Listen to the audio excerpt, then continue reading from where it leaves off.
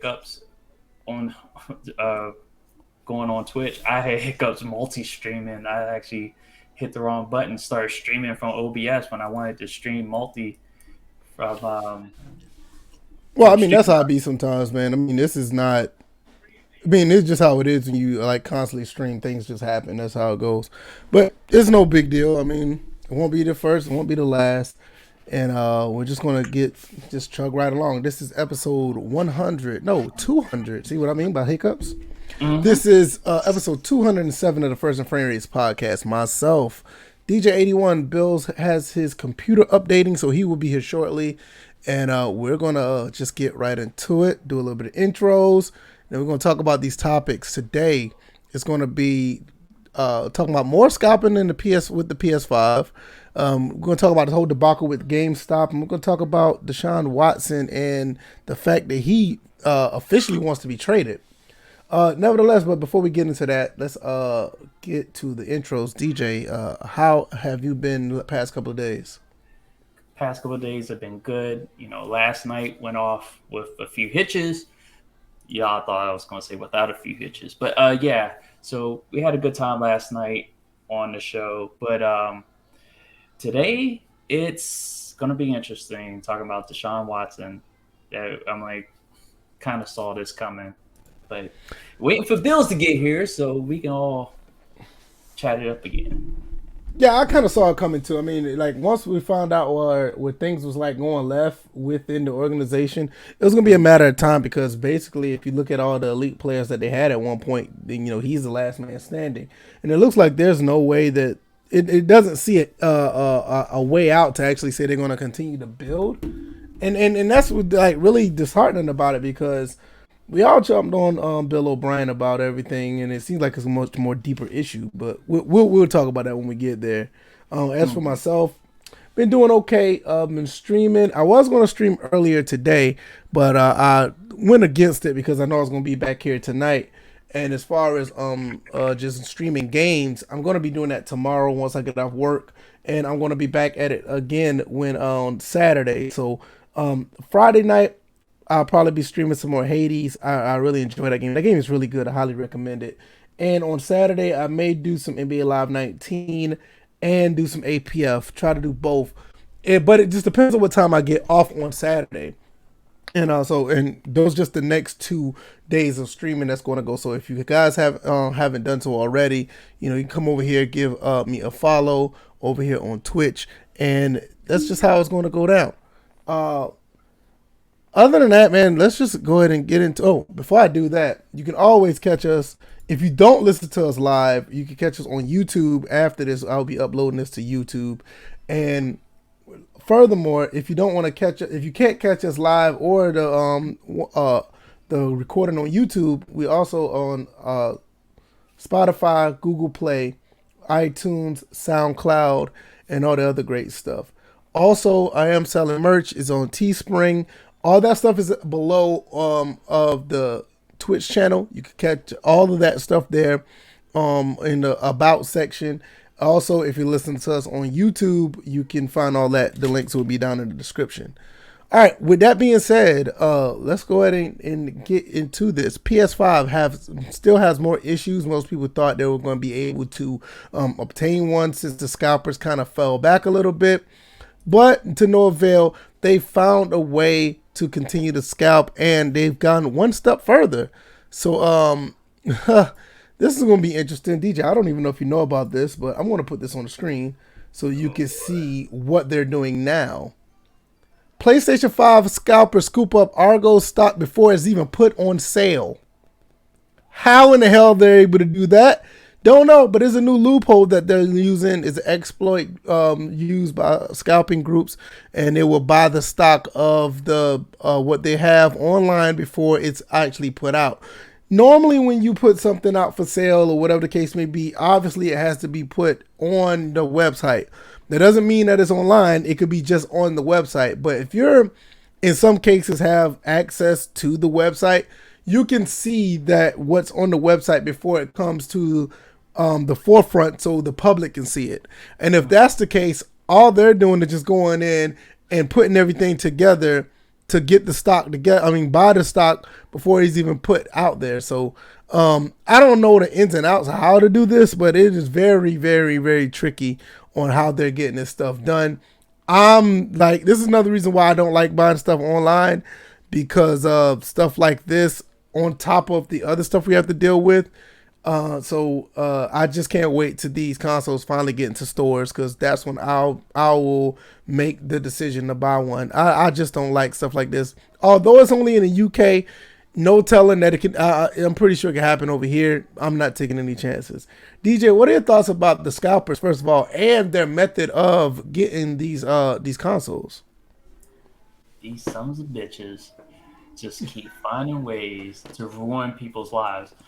Not necessarily, personally, not my life, because to me, there's no next gen. They're like out of sight, out of mind. But I haven't really been participating in the rat race ever since the Thanksgiving week, or maybe I think it was towards the end of December. But I've been suspicious of the fact that they may have found this way long before it being reported today, or just, I agree. Because there were times where I got to a website, Best Buy, Walmart, where at 3:00 it would already say something was sold out, or whatever time was set for it, something would already be sold out. It's like, how is that possible? I'm like, first it was saying that stuff would be sold out within seconds, site would crash, and whatever tactics that these scalpers are using to be able. It seems like scalpers are using DDoS attacks to where the point where that the only person is able to get through is the one bot to buy as many as it can. It just seems like when you overwhelm the system and leave enough of a hole where your bot can get through, then all hell breaks loose. And then by the time that's over, so it's the fact. I don't see how these stores can deal with this until their physical consoles. Which, to tell you the truth, this goes back. I know I'm seeming like I'm rambling a little bit, but this. No, go ahead. You good? It kind of goes back to they should have just held off on the release of these next gen consoles. They probably would have had enough to have stuff in the store so people. I know they were trying to avoid the pandemic. They were trying to minimize that, but screw all that. We went through a year of hell, and now people are still trying to get next gen consoles. Hats off to the ones that already have them. But now it's just like, okay, let's get them in the stores. And since we're everybody's getting vaccinated and stuff like that, let's get them in the stores, F the scalpers, and just do it that way. Right. Let me tell you what else, and I don't know where I can find this this article or the confirmation of this, but I've heard there are other ways of their scalping by using different computers with fake IP addresses. Mm-hmm. And what they're doing is just going a workaround. Instead of one IP being blocked, they're going through it with different IPs to one area, and they're just pulling the stock from that instead of just using like one computer to just. Even if you use a computer, if it's in the same area, it's still going to use somewhat like the same IP address. But the fact they're using different ones, they're finding a way to get around it to where they can get even more and more PlayStation 5s. I think they said almost 1,000. I think they got over 1,000 within the past 72 hours or something. It was something like that. I don't know the number, but yeah, they're still scalping and they're still getting over on people in various ways. Not just the way they're getting it here. They're scooping them up before it's before it's put out to the public on the public side of the websites. I just think it's weird, and that some of these companies cannot find a way to block just straight bots. I just don't understand how. Also, I can't understand how. I don't understand how these scalpers constantly finding different ways to do this because they're going behind the scenes to get it, and they're using different IP address. And if you use a false one, that should be, I would think it'll be easy to detect a false IP address. I just don't know. I just find it really really crazy, and I feel sorry for people who are trying to buy these consoles. It's just there some people are still are out of luck because you notice, DJ, not too many people have been talking about getting PS5s lately. So I don't know what's up with that. Well, people are just it just look, if it was easy to get, folks would be talking about it a lot. But since everyone's going through this BS that hasn't got a next gen console, and coupled with the fact that there hasn't really been any games to get anybody excited, even I would say, yeah, not even get past the first level of being excited about the next gen uh, consoles that are out, because it's just like, okay, I'm not pressed anymore to get the next gen consoles, but there's not a game. There's not. It's not even like I can count on one hand how many games that people probably say, okay, yeah, this is a good next gen game, but at the same time, those games don't give you enough gusto to show off why you need a next gen console.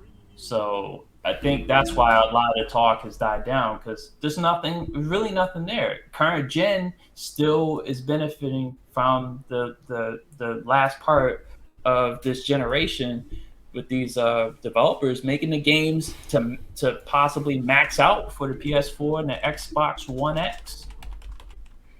Right, that's what the thing I was saying. Like you see a lot of these games now. A few of them do look really good, but at the end of the day, it's like I don't see a really big reason to go get one right now. You know what I mean? And that's one of the reasons why I just haven't really. I just said I'll just wait until the stock get into stores, because I've never been a big fan of buying big ticket items online. And on top of that, it's just that I don't see where it's worth it. I mean, you look at some of the games that came out so far this new generation. I mean, I'm thinking about just straight up exclusives like Godfall, and I don't know if there's another exclusive that's on the next gen console that I'm not. I mean, maybe I don't know. And like everything else is still over here on the other generation. They said it's gonna be there for a while, and some of that stuff is moving to PC as well. So I don't know, like when it will be a good time to necessarily buy one straight up. Like I said, once Gran Turismo 7 drops, I'm buying one because I want that game, and I think that game is gonna be exclusive to the PlayStation 5. So that's the thing that I want. I want to get that, and but I don't know. But I'm with you. It's like I'm just waiting because, like you said, to me, it just doesn't even feel like a new generation started. It looks like just more technology just came out. That's basically how I feel. And also another thing, to these companies, Sony and Microsoft, these are units sold, so they're really not going to do anything about stopping. It's the storefronts that are left to fend for Right. themselves. Exactly. So, Because I mean, all they see is numbers coming there. Because right, that money's coming to them if it's a bot or not. You know what I right. mean? So like for them, it's like, well, GameStop, or whatever these other stores. Hey, that's your problem. You Yeah, know what I this mean? is for them. It's a normal console release time. They don't care if there are actual people buying the consoles. Right. It's like, oh, we got 5 million sold, but only like Right, 2 million of them are bots. I don't care if they're bots. They're sold in my book. you right. know Their shareholders. Well, and we'll talk about like that in a stocks minute. later, but in a minute. But it's just like their shareholders are like, good. It Right. just keep selling them. I don't care who gets them, just as long as they're And sold. long as that money comes into their accounts, they don't care who got the consoles. They really don't. Right. So that, I mean, that's just basically how you got to deal with it at this point. You have to really be mindful of how they feel about it and what is going on our end as consumers, so we can actually feel like a consumer and don't feel like we're swindled. But at the end of the day, I just feel that it's going to be, and I'm going to ask you this, DJ, how long do you think it's going to be until we finally get this to calm down? Because we thought it was going to calm down at one point, and then we turned right back around, and the scalpers are back again. So how long do you think it's going to be until this goes away? You're talking about, I would say it may start to calm down in the fall of this year. Because What?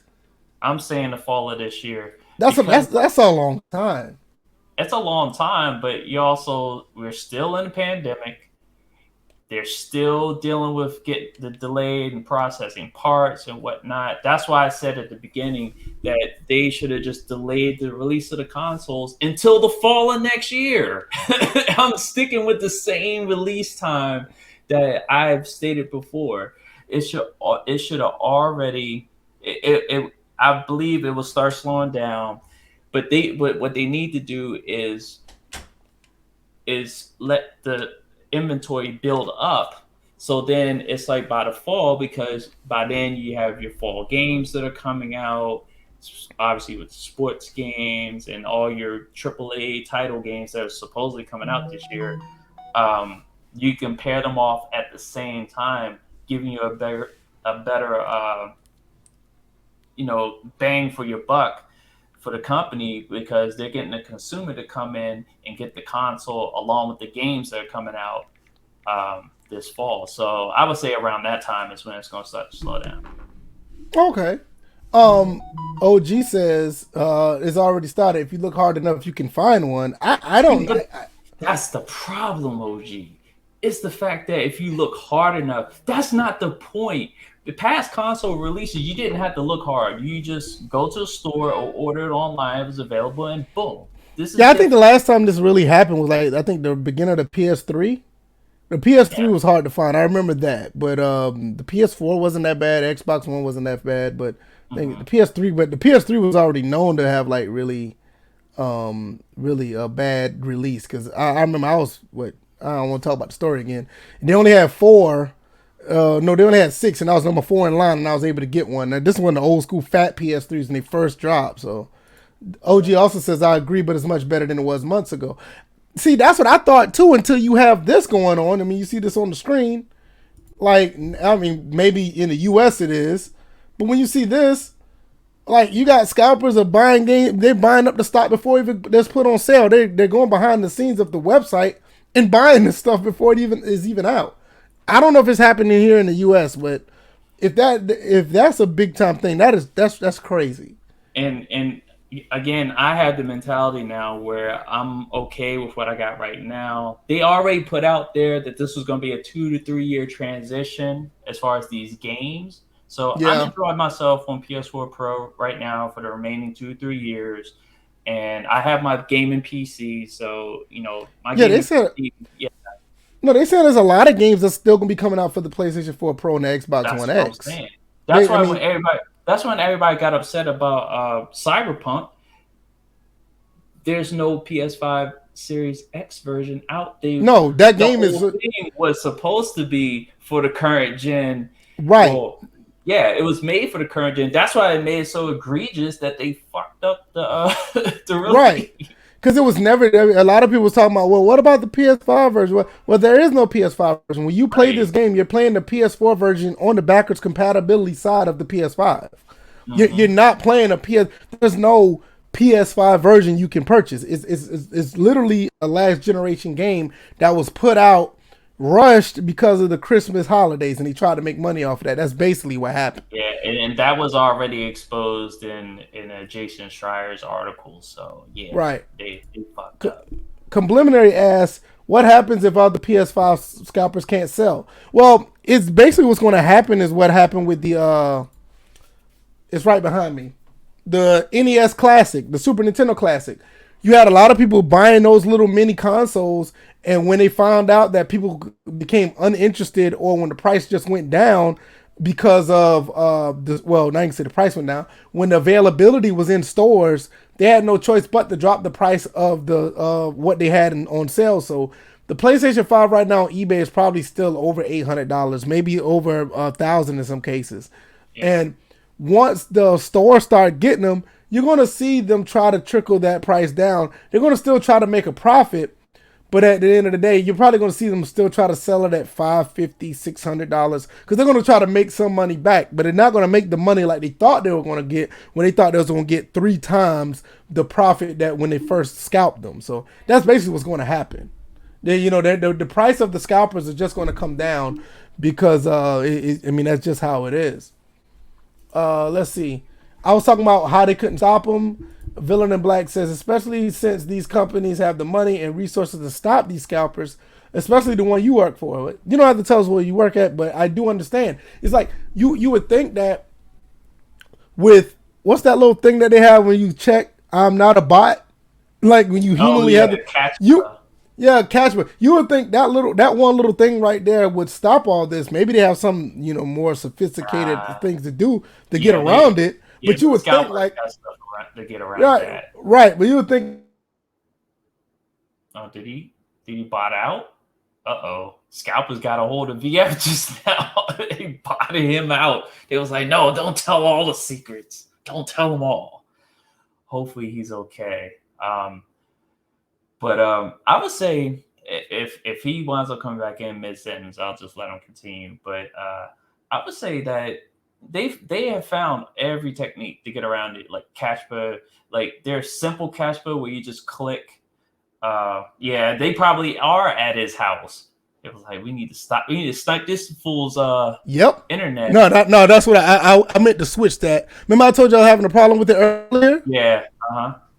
So what I did was I just switched it over because my 5G is acting up, so I went over to 2G. Oh, what's funny is the 5G always is the one that messes up, and that's crazy. Right. I had that. Remember, before I even started, I wanted to reconnect my internet because of that, and then it turns around. When I did reset my internet, it started to act right, then it went back down, but I went back to 2G, so we should be good. I think that was going to happen. Let's see. We were last, Billing back to at his house. Yeah, that's funny. Oh, you have anything that you want to add to this? I just think it's a big problem, and like you said, I don't see it's going to happen by the fall. I mean, that's kind of long, but I don't know. I don't know. Like I said, it's just there's nothing coming. There's no like big games that are really coming out that people are going to be pressed to get a PS5 for. I know Resident Evil 8. Well, first of all, fuck that game and that storyline. That's not a game to get excited to get a PS5 or a Series X for. What's another? Medium just came out. Is that supposed to be just a next gen exclusive game? Because that type of game. I think that's an Xbox exclusive. That's just for next. I haven't heard it being on another console. I could be wrong. I am not. To this day, like looking at that gameplay, I'm not convinced that can like even though it is for PS5 and Series X. Oh no, it's just for Series X. It's a Microsoft exclusive. Yeah, it's a Microsoft exclusive. Yes, but I think that doesn't look like next gen at all. Right. So it's just like, oh wow, you can be able to play in dual universes. I remember there was a game like that before, wasn't it? Like, but they had them on the screen at the same. Oh, a split screen, like, ooh, it's a split screen dual world. Right. Whatever. Like, we probably have seen that concept before. We actually seen it in parts. And what was that game that you had to? It was a co-op, 2 players. One. Not No Way Out, was it? Yeah. So it was kind of like that, except now you got single player controlling a character who's in the real world, and the character is in another dimensional world or whatever. So, yeah, there's nothing. But isn't have a problem with that game was running at 900p or something like that?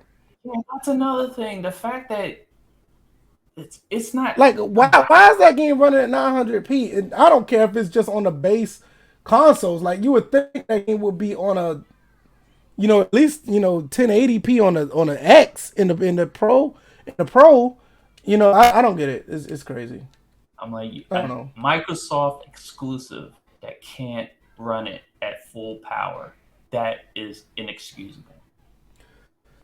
See, that's what I'm saying. I can see if it's on the old school Xbox One. I get it because we know how that goes down. But if it's running at 900p on the X, it's a problem. It's a serious problem. So I don't know. I mean, I don't have anything else. So I guess we can jump to the next topic. We're going to talk about the GameStop and the stock situation that has happened for the past 2.5 or 2 days. I don't It's have an article about it. So, actually it's been going on for the last week. yeah, pretty much. I think it just came to a head the past couple Yeah, days, it but has. it has been going on for at least since early Monday. And just to let you know, you're still botting, by the way. I'm Still not botting surprised. out. That's the 2G doing that. There's nothing I can do about it at this I know, point. I know. I just That's okay. why I hate 2G, whatever the case may be. But let me see. I don't have any articles on it. So many. So if anybody don't know what happened, GameStop basically was an avenue for Reddit nerds to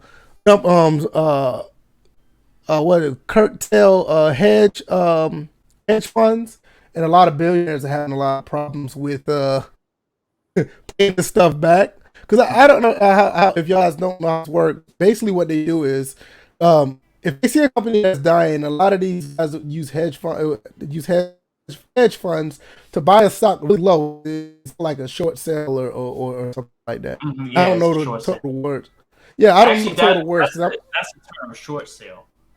they short sell it. And what they'll do is they'll take that stock and they will borrow it against something else, and not the money, but just the stock. And then they'll turn back around and sell it at a lower price as it continues to drop, and they'll make a profit off of it. Well, apparently, with GameStop, a lot of people understand, and I'm getting to why this should not have happened this way, because they should have saw this coming. Um, a lot of guys on Reddit decided buy the stock, and in most cases, you buy a stock, it goes up and it goes up and up.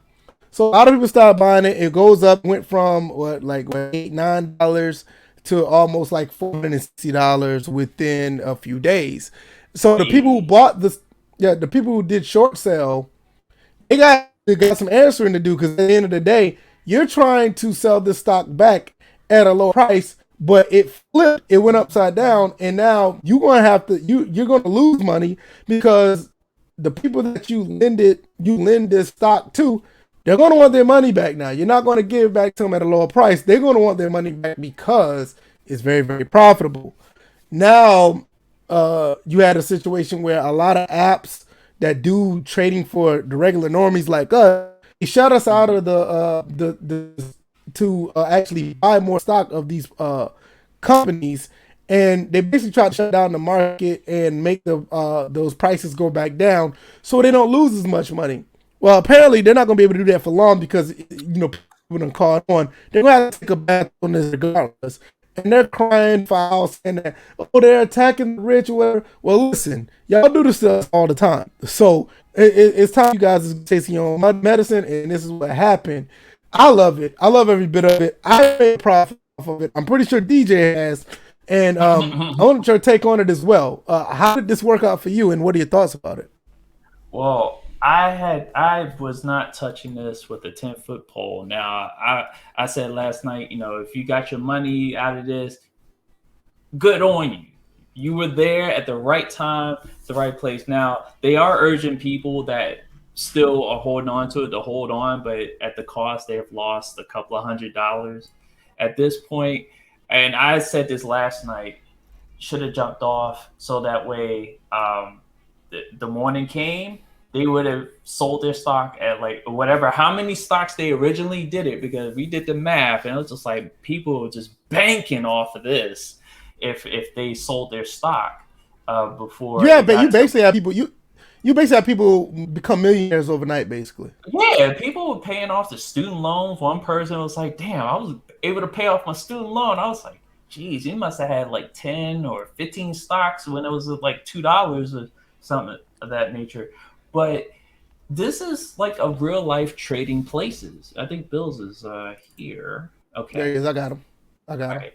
Yeah, this was like a real, just to sum it up, because obviously I'm not going to repeat everything I said last night, but just to sum it up, it feels like a real life trading places where Mortimer, like the brothers, they put a bet. It was like, $1, we're going to be able to turn this man into a rich man. We're going to turn this rich man into a poor man. And then they wind up crapping out because they turned against them and flipped the script. So that's basically what we just witnessed. And could see that the restrictions were going to come, and I don't necessarily blame Robinhood or Webull or all these other apps. Somebody from above them that has more power said, "Hey, no, this can't happen. Y'all got to put a kibosh on this before it gets out of hand."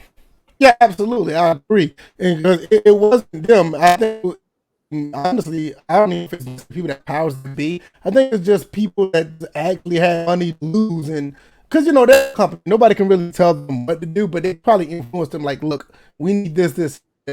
But that's just basically how it went. But yeah, they actually I feel like they did something illegal because they stopped people from buying, but they kind of forced you to sell at the same time, which they're not supposed to do that. They can't make you do something within a quote unquote free market. So it was either they took all the way off which they probably couldn't do it. They take off the site so you can't buy or sell. So what they did was they just said, hey, the only thing you can do is close it out. You can't buy anymore, which is terrible. OG talk about Bill, that anything to say about this? AOL. Are you still in? Yeah, I'm here. What are your thoughts about this whole stock situation? I think it's corny that they stop people from buying stock. I think it's corny because they only want to change shit and start paying attention when it's rich people's money at stake. And I think it's corny as fuck.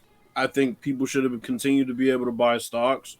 And I think it's corny that they made people sell their shares too. It's just corny all around. I'm Right. just gonna keep it plain and simple. That's as simple as it gets. Yeah, because that I'm shows. almost certain that it's borderline illegal. It's kind of crazy how that happened. It is I think illegal. It's a free market. You can't do that. no. Wait a minute. Here's the thing. I think it's legal. It's unethical. No, it's both. No, I don't think it's both because if it was illegal, then because it seems like everybody's just screaming. They're shouting at the ethics of it and not necessarily the legality of it. Yeah, the only reason why I say that is not that is borderline illegal because maybe those sites have some type of terms of service with, like, say, Oh Robinhood. yeah, Maybe they have some type of terms of service saying, like, hey, we can take this off our site if we feel like something is not right yeah. with the But they stock or didn't whatever. make it up their site.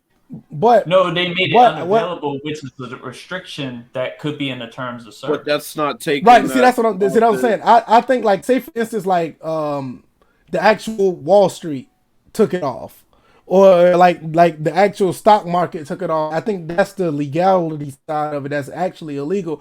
But with them being on their own personal app, maybe they have their own terms of service and say, hey, look, if there's a stock out here that's really disrupting things, that's beyond our control as far as what we want to do on our app. We may deem it fit to just take it off our app to cover ourselves, not necessarily saying that it's legal for the actual stock market themselves. So that's why I say it's borderline because I'm not sure what their terms of services are.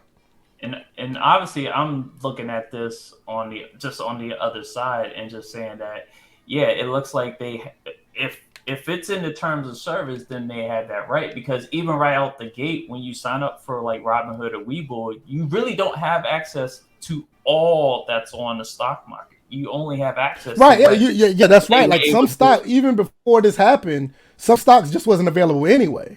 Right. So if it was one of those things where they had everything, you had access to everything, and then they restricted this to one, then we'd be leaning more towards the legality of the matter. But I think it's more the ethics of it. And then as a right, shoot, I think one of my friends got the email. I got the email talking about that they're gonna open the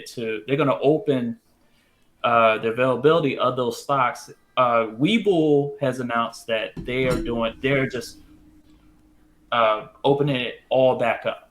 I don't think there's no restrictions on them. I think starting tomorrow, and Robinhood is going to limit the access to be able to do trades with those stocks. But it did affect other stocks that I had, and it's one of those things where that shit got to stop. It was affecting everything else because you've seen everything else because there was less. It just seems like there was a lesser demand for those other things because all eyes were on GameStop, AMC, Nokia, BlackBerry, and even Blockbuster.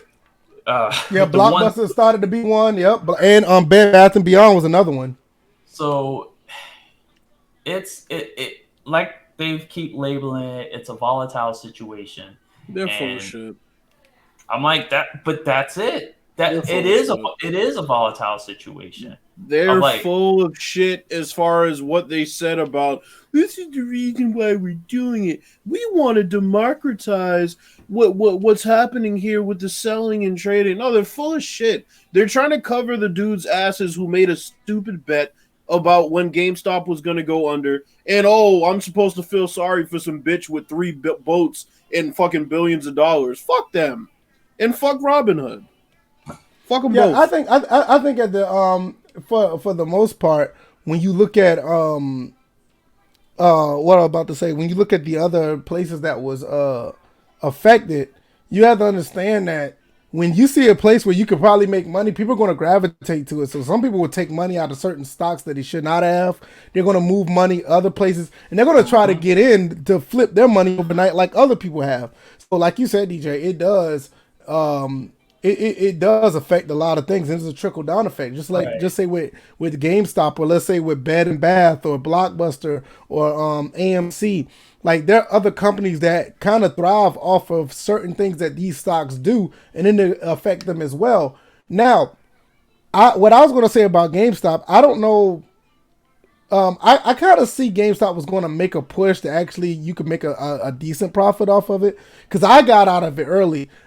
This was like last week or so, or a week or so ago. I can't remember when, but I got in early when it was like at $6 or $7, and when it got up to like 55, I got nervous, so I pulled out, and I didn't want no problems. So because I didn't know if it was going to go crash or whatever, because I didn't know how GameStop was going to be looking. But with these new consoles out, it was going to be a matter of time that the stock was going to go up, because once they get the consoles into the stores, people are going to go buy at those stores, and not just the consoles. And you're talking about games and then accessories, and then some people may go back and buy like other old school games because those games can play on those new systems. You know, there was going to be some boost to GameStop at some point. So I see, I kind of see what people were doing. But it looked like they were trying to get back at billionaires through that vessel, and it seemed like it worked. You know, I mean, I'm not. That was really 100% of what took place. I don't think GameStop with sales of any console was going to be able to get it up to even. No, it was no. I think because at one point it was up at that before all this happened. I think the highest it got up was like at 13, and that was before all this happened. So if, let's say, like you said, in the fall or whatever, by the fall, and they started buying, these stocks or whatever, and then by the fall they start getting the consoles in, it would have probably went up. It probably would have went up to 20, and that's being generous. So if you put in a few dollars to get $20 back, you make somewhat of a profit off of what they did if the consoles would have made it to the stores. What happened this past week, that was never going to happen. Right? That wasn't going to happen at all. You just had people like, they basically was getting back at these people who was trying to game the system. People was trying to game the system, basically gamed. And this happens all the time. This happens all the time with the guys with these hedge funds. They short sell and they always get over on the little guys. And I love the fact that blew back in their face this time, and fuck Robinhood for stopping it. Yeah, I think at the end of the day, I think I'm not gonna sit here and believe that Robinhood didn't do it because of that. You can act like they had a good conscience if you want to. No. I'm not even talking about conscience. I'm talking about, because Robinhood wasn't the only app that did it. Robinhood is all of these apps, but Robinhood is the main one being targeted, so fuck all of them. I'm not sitting here acting like, it's only Robinhood. Robinhood was the topic.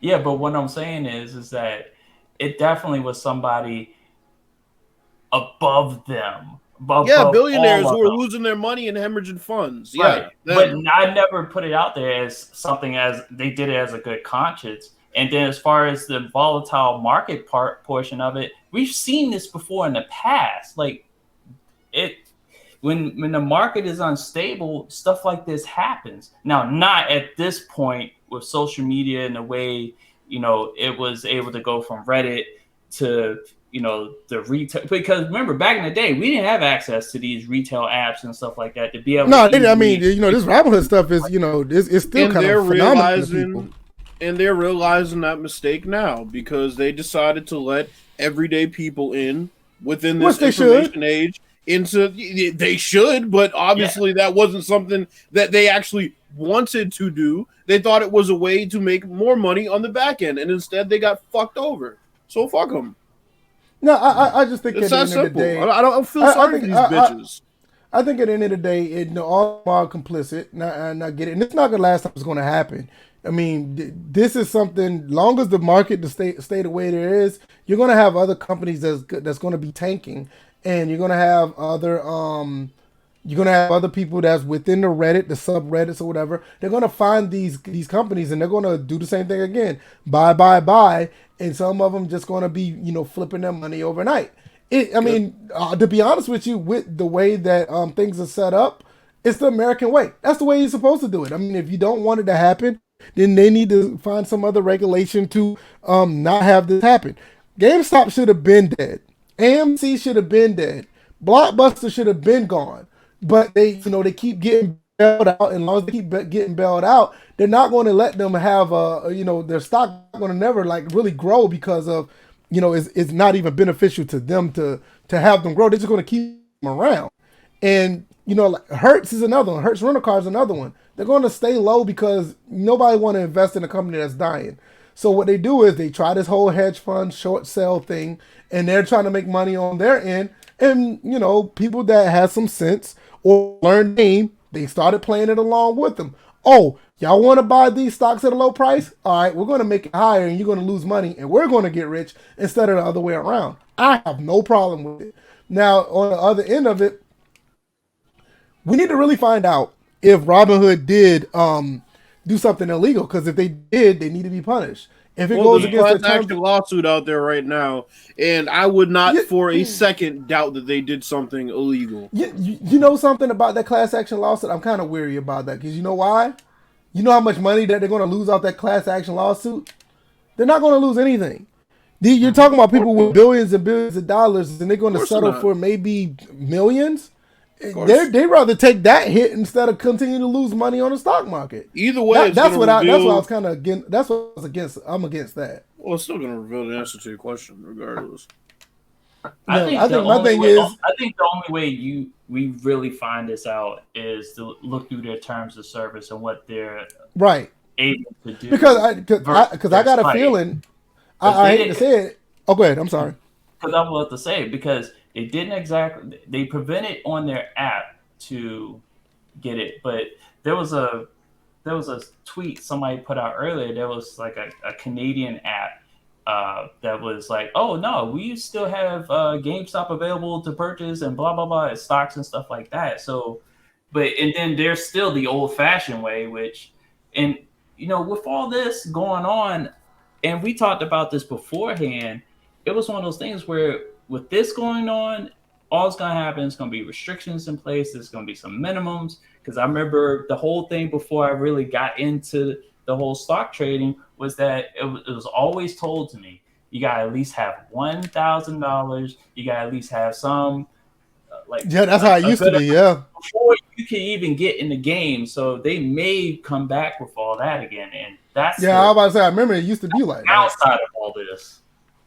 And it's like in the short term, the billionaires got screwed over, but in the long term, we may get screwed over. Yeah, my thing is, I really need to see what the terms of services, what Robinhood did or what they didn't do. I think that's really key. I have an article for y'all right there. Okay. That's gonna nip that in the bud. All right, what is it? I got it. Hold on. There you go, from DM. All right, give me 1 second. Because I mean, if the terms of service say what it is, then they're just going to be held liable, and that's going to change the game. It's definitely going to change the game. Our terms of service enforceable. Hold on, I'm trying to see. Then freezing. You don't have to scroll very far. If you scroll down to where it says, I'm trying to find out. Does it say? See, Robinhood's terms of service. It says Robinhood's terms of service don't reserve a right to freeze trading, but their customer agreement does. Yeah, I need to look at their terms of service. I need to see their terms of service. I get what you're saying. It literally has it in there, bro. You just have to look through. All the information's right in the article. Let me just say, because it says, this even legal to Robinhood terms of service even allow for this? The answer is probably if they could enforce them. All right, let's see. Okay, we'll point out this. Let me put this on the screen because this is interesting. This part right here. I want to see. Because this is the part right. Because the stock itself wasn't frozen. This is what I want to see right here. This is the good one right to here. It. All right, real quick. Here we go. It says right here, I understand, we'll point out section 16 of the customer agreement for the provision that likely allows Robinhood to freeze trading. I understand that Robinhood may in its discretion prohibit or restrict the trading of securities or the substitution of securities in any of my accounts. I understand that Robinhood may execute all orders by me or any exchange of the market unless I specifically instruct Robinhood to the contrary. In the event of a breach or default by me under this agreement, Robinhood shall have all rights and remedies to available secured creditors under all applicable laws in addition to the rights remedy provided herein. I understand that Robinhood may at any time at its sole discretion without prior notice to me prohibit or restrict my access to use of the app or the website related services and my ability to trade. 2, refuse to accept any of my transactions. 3, refuse to execute any of my transactions. 4, terminate my account. See, this is what I was worried about. See, Robinhood, what they're doing is like, hey, we'll let you do this, but if it gets out of hand, we're going to wash our hands, which most apps do that.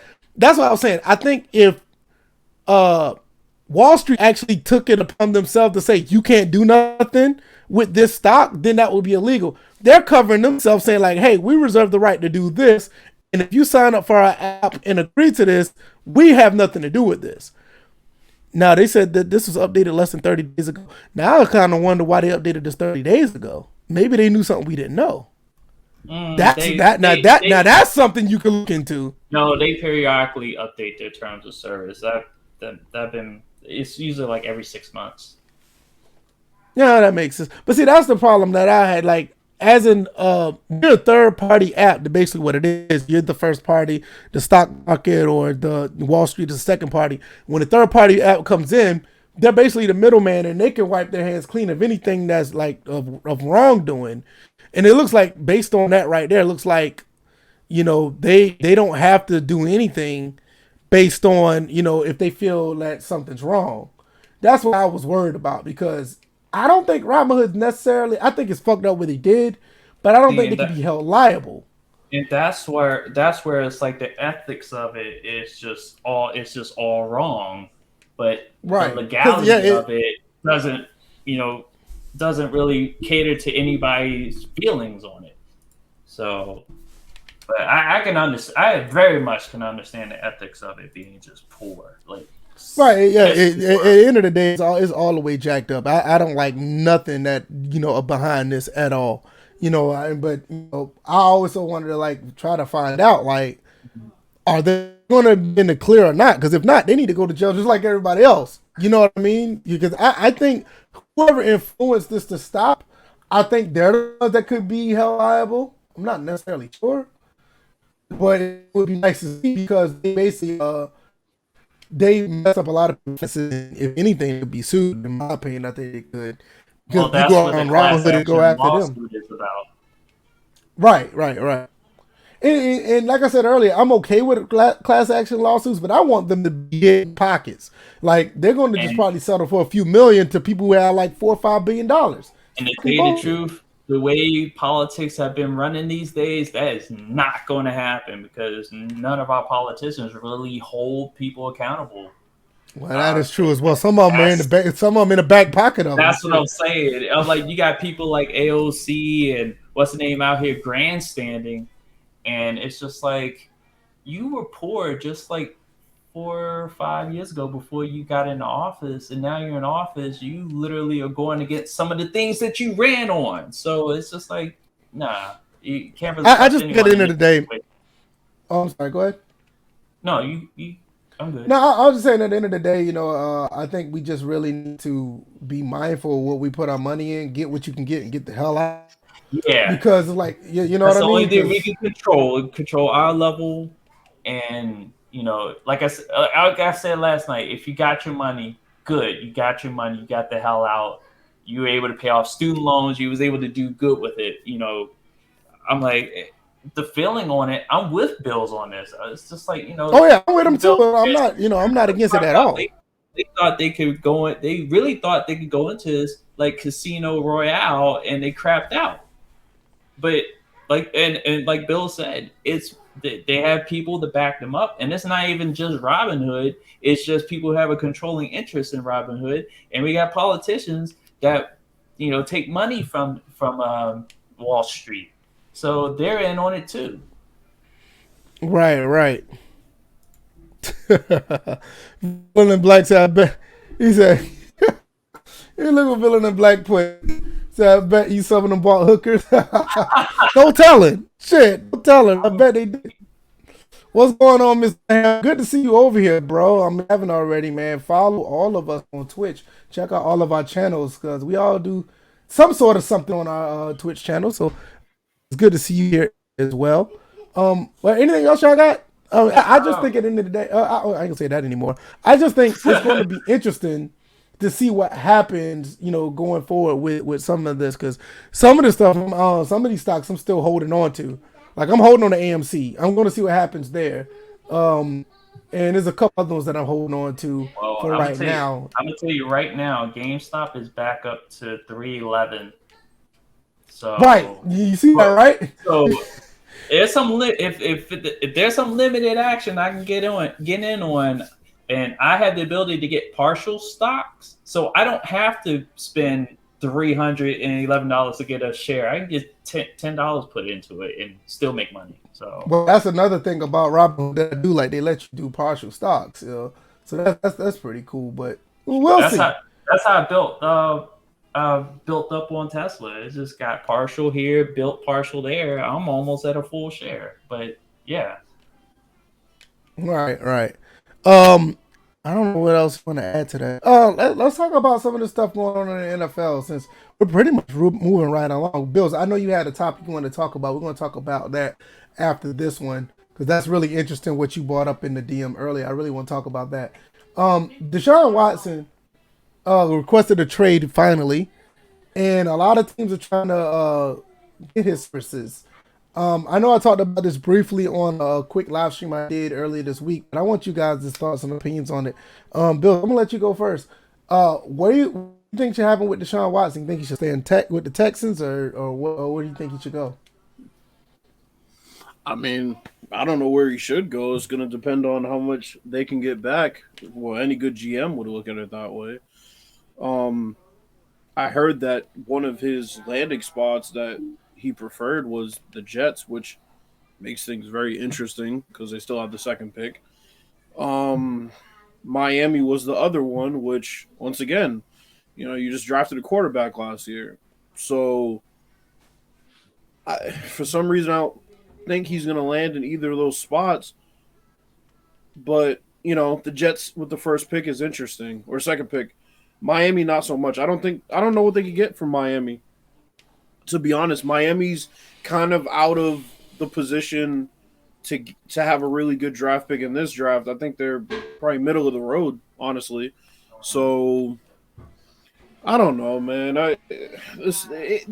We talked about this already. There's so many weird situations as far as quarterback. It's just like most teams have one. So if you're gonna trade him anywhere, it's going to be a really weird trade. It's going to be a lopsided trade for one team or the other. So Yeah. I don't know. I really don't have any ideas in my head. Chicago, I mean, I don't know. There were talks about him going to the Saints. What you think? Well, I mean, that automatically makes them, to me, Super Bowl contenders right away. But then the question is, well, I mean, the issue with this is we don't see this very often. We don't see quarterbacks get traded. Yeah, we're not even talking about Deshaun Watson. We're not even talking. You look at the other quarterbacks that's probably going to be on the market. Right, but that's what I'm saying. We like the NFL. Like, make no mistake about it, they don't really trade quarterbacks. Like, that doesn't really happen. So we don't. Yeah, go ahead. I was about to say the last time that happened was the Alex Smith trade. And it was around this time, a few years ago when it took place. So yeah. So it's weird. We don't know what the market looks like. We don't know what the asking price is for, just a tier below Deshaun Watson, right? We don't know what they want. Yeah, you don't know because it rarely happens. But somebody's going to set the market, and I don't know. It's going to be Houston. You still got Matthew Stafford probably going to get traded. But Houston's going to set the market. Don't make no mistake about it. Because they have the best quarterback as far as quarterbacks that may be traded. They have the best quarterback, like, by far. Stafford is probably going to get traded to New England or some other contender that is going to give up some picks that Belichick will, of course, trade away because he's scared of the draft at this point in his career. But, they'll get Stafford and he'll think that's all right. But, with Deshaun Watson, I mean, you're looking at what? You're looking at a first rounder this year, a first rounder next year, a first rounder the year after that.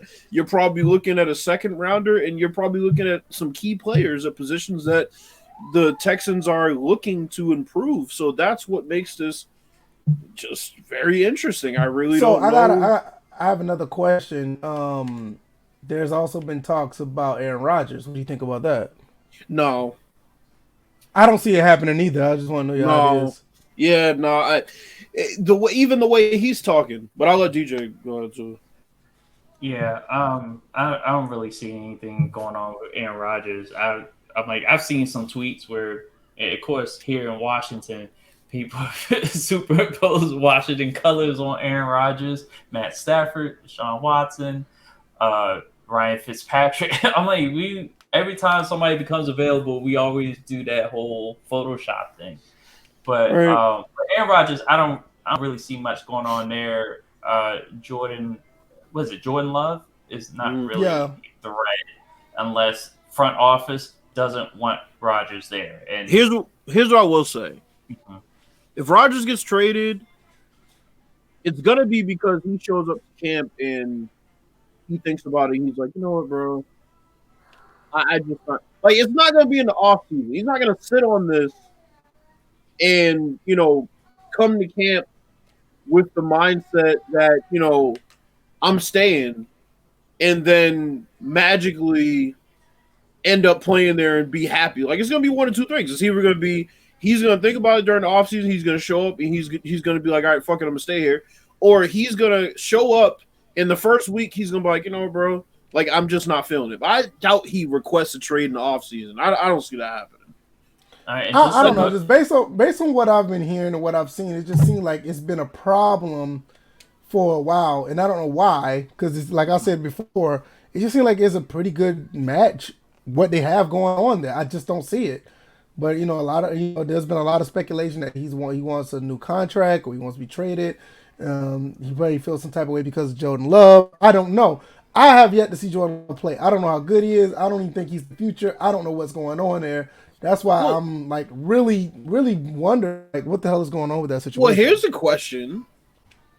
Compared to, say, 4 years ago, can we now say that Aaron Rodgers doesn't have a viable supporting cast around him? Because I don't think that's the case anymore. I think he has a very viable supporting cast. It's like they lose a game against the Buccaneers, and all of a sudden we didn't get him some targets. Well, where was that all year? Right, that's what I'm saying. This is what I was saying. That's why I don't know why you want to leave that situation. I just don't know. the tight end was coming into his own.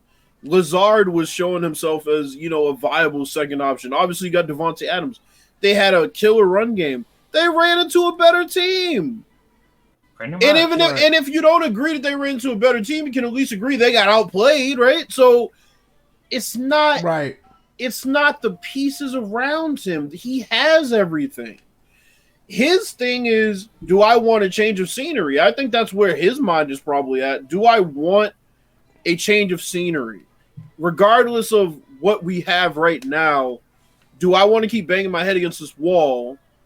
Or do I want to go somewhere else and just kind of, continue my career there? I think that's really what he's more so thinking about. I don't think Aaron Rodgers goes to sleep every night thinking, damn, I wish I had another target. I don't think that's the case. But, right. But just to go back to Deshaun Watson, the big thing that I'm noticing, and I've seen it talked about a little bit nationally, is the fact that he's not in communication with the team. Period. Right. All communications, radio silence, nothing. Maybe, and that request for a trade happened weeks ago, and we could see that was coming because J.J. Watt publicly apologized to this man, talking about, sorry, we wasted your best year. And Andre Johnson came out and started talking about the franchise. I think what's interesting. OG said there's so many things going on in the Watson situation that's not being even discussed, and this is just by the national TV shows. He said, "Well, there's possibly a racial aspect of it as well, because I think there's definitely a racial aspect. Remember when Bill O'Brien was there, when he traded his number one target away, there was some racial tension between those two." Absolutely. And it was like a trade of impulse to get rid of. This is what I was saying before. I think what was going on in with Houston was far worse than what Bill O'Brien was. I think it was deeper than it wasn't just him. I think that entire organization has serious problems. Yeah, because you look at like a team like the Washington football team. Like the Washington football team. Right. To this day, okay, we see all the structural changes, the new team president, new head coach, different type of culture, but at the head of all this is still that dark cloud Daniel Snyder. So it's just like, as long as he owns the team, that is not easy to change, he basically has to come to grips. And unless the NFL wants to rip the team away from his clutches, which they're not going to do, because even though he's that dark cloud, their team's still making money for the league, and there's a good old boys group in the ownership. So Jerry Jones, almost a little bit, almost like the opposite of the Clippers. The Clippers wasn't necessarily. I mean, they were making money, but they wasn't making Redskins kind of money. And let's not make any mistake about this. And we've seen this throughout sports history, in football and basketball. When you sign a coach and you make him the GM too, that motherfucker is the complete and utter scapegoat. Stan Van Gundy in Detroit, Doc Rivers in the Clippers. So that's the thing. It's like he traded DeAndre Hopkins without consulting with Deshaun Watson. Right. So now when that happens, the owner can sit back and say, well, look, we gave you all the power, right? We gave you everything. But the reason they do it, they don't do it because they trust them. They do it because they can use that against them later. Right. You picked the players. You didn't win with those players. So how can you defend your job now? You can't, right? I mean, John Gruden, when this shit blows up in his face, they gave him a 10-year contract. Make no mistake about it. The next couple years, they're going to be looking really hard at the improvement of that team. They're going to be looking really hard at whether Derek Carr is the quarterback of the future. And that's what happens when you are the coach and the GM. And it's really worse in basketball. It's really worse in basketball. It is. Because in basketball, it's literally you. You have a couple of assistants, but it's literally you. Like Doc Rivers, when you lose a lead like that against Denver, like they look at you. Like they don't look at Kawhi and PG. We saw that, right? They didn't get rid of Kawhi. They didn't get rid of PG. Right. So that's why That's me. that situation, Deshaun Watson has to be thinking, That's me. why would you give Bill O'Brien, somebody with no credibility, that responsibility? And then he kept his job for a while after he did that. Yeah. And then, Andre Johnson was enough for me. Andre Johnson was enough for me. When Andre Johnson came out, and we haven't heard anything from Andre Johnson since he's retired. I mean, he's been... Hell, you haven't heard nothing from him before he retired. He never said nothing while playing. He's on the up and up. He showed up. He played the game, and he went home. So it's like him and Megatron was like best friends because you never heard from neither one of them. Exactly. Right. It's just like Mr. Ham said. It's the owner's trump card to fire coaches quicker when things go awry. You are drafting the players. You are signing the players. You are coaching the players. And it's the same reason why I give Bill Belichick 0 pass. Because he has all of that authority. And he has a very long leash. So in Bill O'Brien's case, to circle back, that's why I think Deshaun Watson was like, look, I don't care who you hire at this point. The damage is already done. Yep, pretty much. So before they hired that black coach, who, by the way, is 65 fucking years old, right? Oh, wait a minute. Think about it. No, just messing. Go 65 years old. That's not your long-term solution. Say bye-bye. Right. He's 65 years old. So they hired the guy because they said, hey, look, we're getting more, diverse. We hired a black coach. No, but I'll go even deeper with that. That dude didn't even look black. He looks lighter than me because they were talking about how what's the name got passed over the assistant for Eric Bieniemy. Bieniemy got passed over. It looks like Houston doesn't want anybody in management that is dark by any nature. Did you see what NYKia and this hits on a bigger issue? Shout out to NYKia. You still you still have the door open. You can come in at any time, sir. The key's under the doormat, buddy. Yeah, he hasn't been here since like episode 101. Introduce NYKia to a new audience and a new platform. I know, right? So he tweeted something that was very interesting to me. When he talked about, not my boy Kia, when he talked about how teams were reluctant to hire Eric Bieniemy because they think that, I don't know, his decision would be, swayed by how far he goes in the playoffs with the Chiefs, or maybe they thought it was a conflict of interest. I'm calling bullshit. And also, if Eric Bieniemy had an interview, weeks ago, right before Deshaun Watson got, put the trade request in, I think they might have had a chance to keep him. But even then, it was slim to none. I don't think any coach would come in and change how he feels about this franchise. I think they still should have went out and gotten Eric Bieniemy for whoever the quarterback's going to be and whatever team they're going to put on the field next year, because that's very important. But I think that's something we need to look into. I need to find out, like, if anybody that wears ESPN, Fox Sports, or whatever, we need to find out why in the world this man is not hired as a head coach, or really going far into the process of getting a job. Like, it's like with him, it's like they only do like one interview and we're gonna look at somebody else. Like, nobody really looks into what the hell is going on with Eric Bieniemy. Something's wrong with that. Well, I think it's the same thing it's been even with the process that we have today, where you have to interview, you have to give somebody the opportunity to at least get an interview. He interviewed for all 7 coaching vacancies. Right. Right. So there's still something there that's always been there, that you only took care of the surface with the Rooney Rule, but you still have ownership. That's part of the good old boy club, and they have a certain vision of who the coach looks like. So that's what I'm saying. That's what I want. I want to know if that. I mean, like, we all could say, and it seems like it is. Where there's smoke, there's fire. I really wish we can get some acclimate of what actually is going on, what's really happening with that, because I don't know, like, why this guy seems like he's well more than qualified. Because you always think about, I even seen it on like certain other social media platforms. Like, when they talk about hiring a new coach, I still see Marvin Lewis' name get brought up. Like, why is his name getting brought up? This is what I was bringing up before that it says in this article. Reaching the Super Bowl may have actually hurt Bieniemy's chances.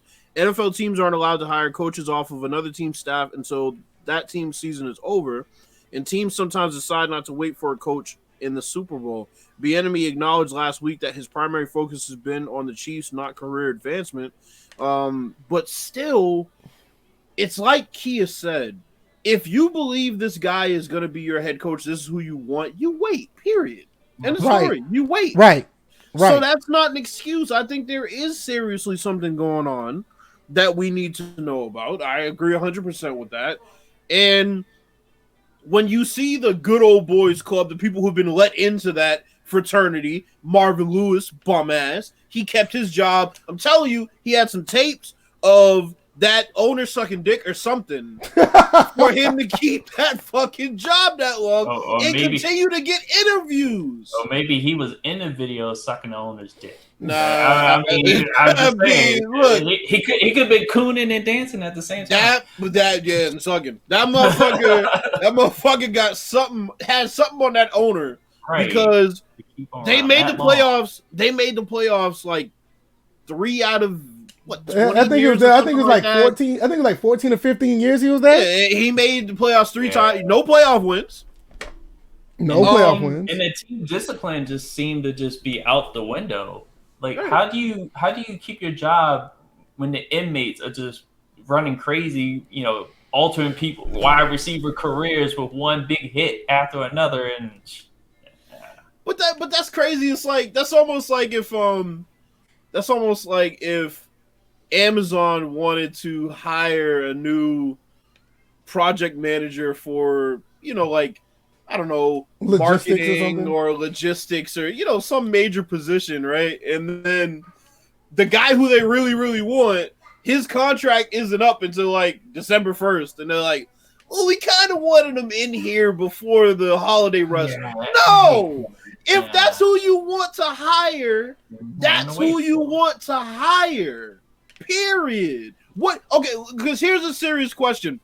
What's the difference between hiring him now or after the Super Bowl? You can't start any progress towards your team. It's the official off season when the Super Bowl ends. That's it. It's the off season. Right. So I don't get.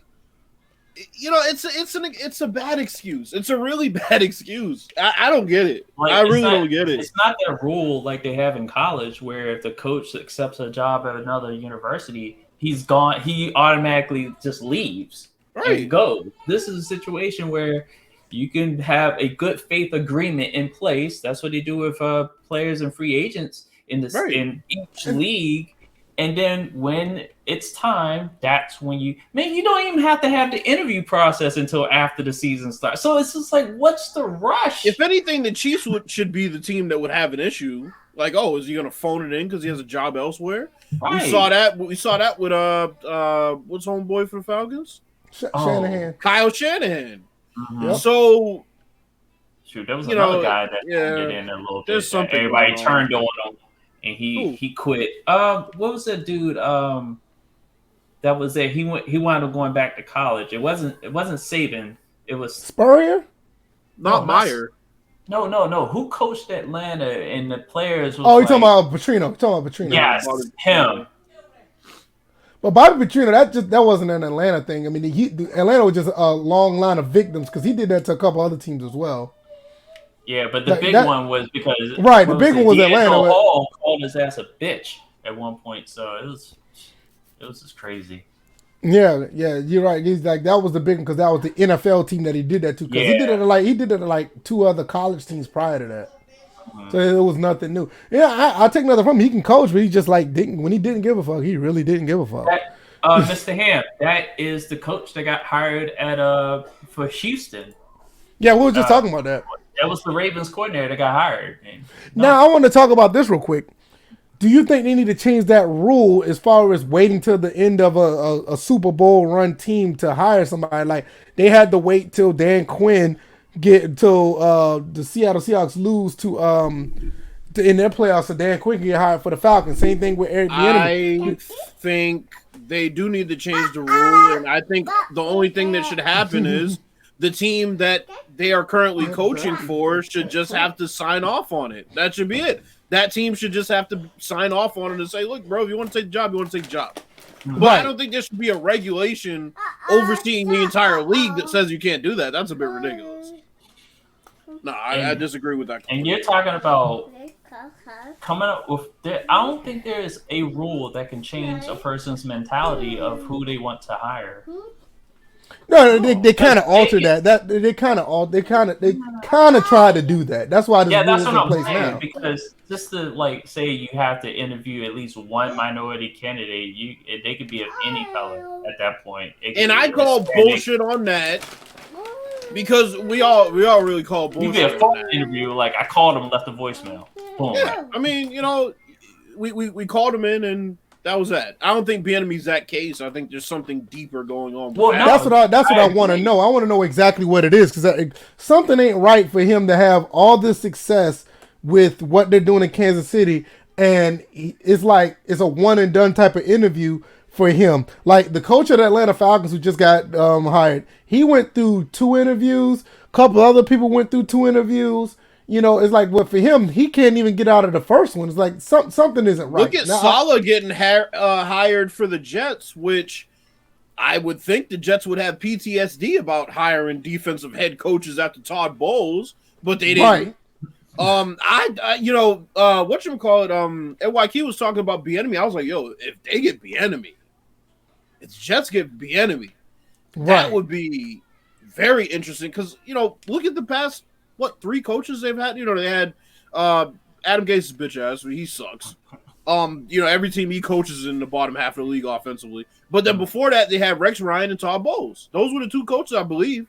Yeah, they were both defensive coaches. Yep. You think they'll try to go different? You think they'll go a different route after that? Exactly. So I don't know. That's interesting. That's very interesting. Yeah, because I just want to know, because like I said, I think it's really more to it than just like, hey, we just don't want this guy, or he's in the Super Bowl, he's going far in the playoffs, so we can't get to him. Because if you want somebody, you're going to hire them. So I don't know. I got a question. Hold on. Somebody wants the link. Who wants the link? OG. I don't see where. No, he sent it to me. Okay. He put in a request. So I got a question for y'all. All right, I got him. You got it? Yeah, I got it. I got a question. Do y'all think Josh McDaniels hasn't been taking any head coaching jobs because Belichick is promising him the job after he steps down? I can see that. I think that's what's happening. I think that's been the case ever since he was supposed to take the Colts job and backed out. And that's exactly what I'm thinking, because but then again, it's like, how can you trust that guy? He could go and leave the team with nothing and then say, all right, Josh, the job is yours, there you go. Like, what? I wouldn't trust him. Mm-hmm. McDaniels has all the qualities to be the next Patriots head coach, but I just wouldn't trust Bill Belichick to not basically rape and pillage the entire team and leave him with scraps. And then Josh McDaniels is there to clean up the mess. That's the only thing. I've had this conspiracy theory for some time that I think Belichick is literally bitter that Jimmy Garoppolo did not stay here and they didn't trade Tom Brady, and I think he is sabotaging the team on his way out. I really think that's what he's doing. Yeah, because remember at the beginning of the year, they talked about how many Patriots players are going to sit out. But I have the timeline. I have the crazy timeline for you. He pulled some bullshit in the Eagles Super Bowl, and I came on the podcast and talked about that with the fucking 4th and 5 that he went for in the first quarter, and the end around on the kickoff, and not playing Malcolm Butler. Right? Then he turns around. He tries to trade Gronk. Gronk said, I'm not getting traded. I'll retire. So then he went and he tried to trade John Brady. That didn't work. So what'd he do? He said, okay, fine. I'm going to hire a washed Mohamed Sanu, put him across as a guy who's going to be your next big target, and I'm going to play him in slot where he doesn't belong. Okay, so then Sanu leaves. Gronk's retired. They have nothing left. he decides to start Jacoby Myers and drafts N'Keal Harry, who everybody was like, why are you drafting him? That doesn't work out. He doesn't re-sign Amendola. He doesn't re-sign Kyle Van Noy. He doesn't re-sign a couple other key defenders. And then look at what happened this year. He signed Cam Newton, who everybody thought was a red flag. He didn't improve the offense anymore beyond that, and then all those players sat out. Bro, I really think this motherfucker is sabotaging the Patriots on the way out. Is Cam Newton re-signing? No. I heard it was a possibility, but I would. Yeah, no, I'm saying, I don't think so. I don't think so. I was just curious because, like I said, I heard it like DJ. I heard it too. Yeah, especially with all them quarterbacks that are going to be available that can consistently deliver an accurate football. But yeah, that might not be the case. Yeah, you're right. But yeah, I heard that it might be the case. So that's why I wanted. Signed Cam Newton per Pro Football Focus projection. They projected that. Okay. If they sign him, Lions quarterback options ranking Cam Newton, Jameis Winston. Oh God, you put Cam Newton on the Lions. What is that going to do? That's. They're better. They have a lot of landing spots. Yeah, I've heard that Cam that there was talk of maybe Cam coming to Washington. I wouldn't want him in Washington. No. Especially if you think about it, the next quarterback we're going to get. Well, here's the thing: Alex Smith is still under contract for next season. He's the only quarterback under contract. He's thinking about retirement. That's clear as day. He's thinking about retirement. Mm-hmm. Ron Rivera already sees Alex Smith as the quarterback next year, so that it kind of skews things a little bit. So I'm thinking we're working from the fact that it'll be Alex Smith, Taylor Heineke, and Kyle Allen as our three quarterbacks. It's a really bad time we called this. It's a really bad time for quarterbacks right now. Quarterbacks who need a job, quarterbacks who want to be traded, other than Deshaun Watson.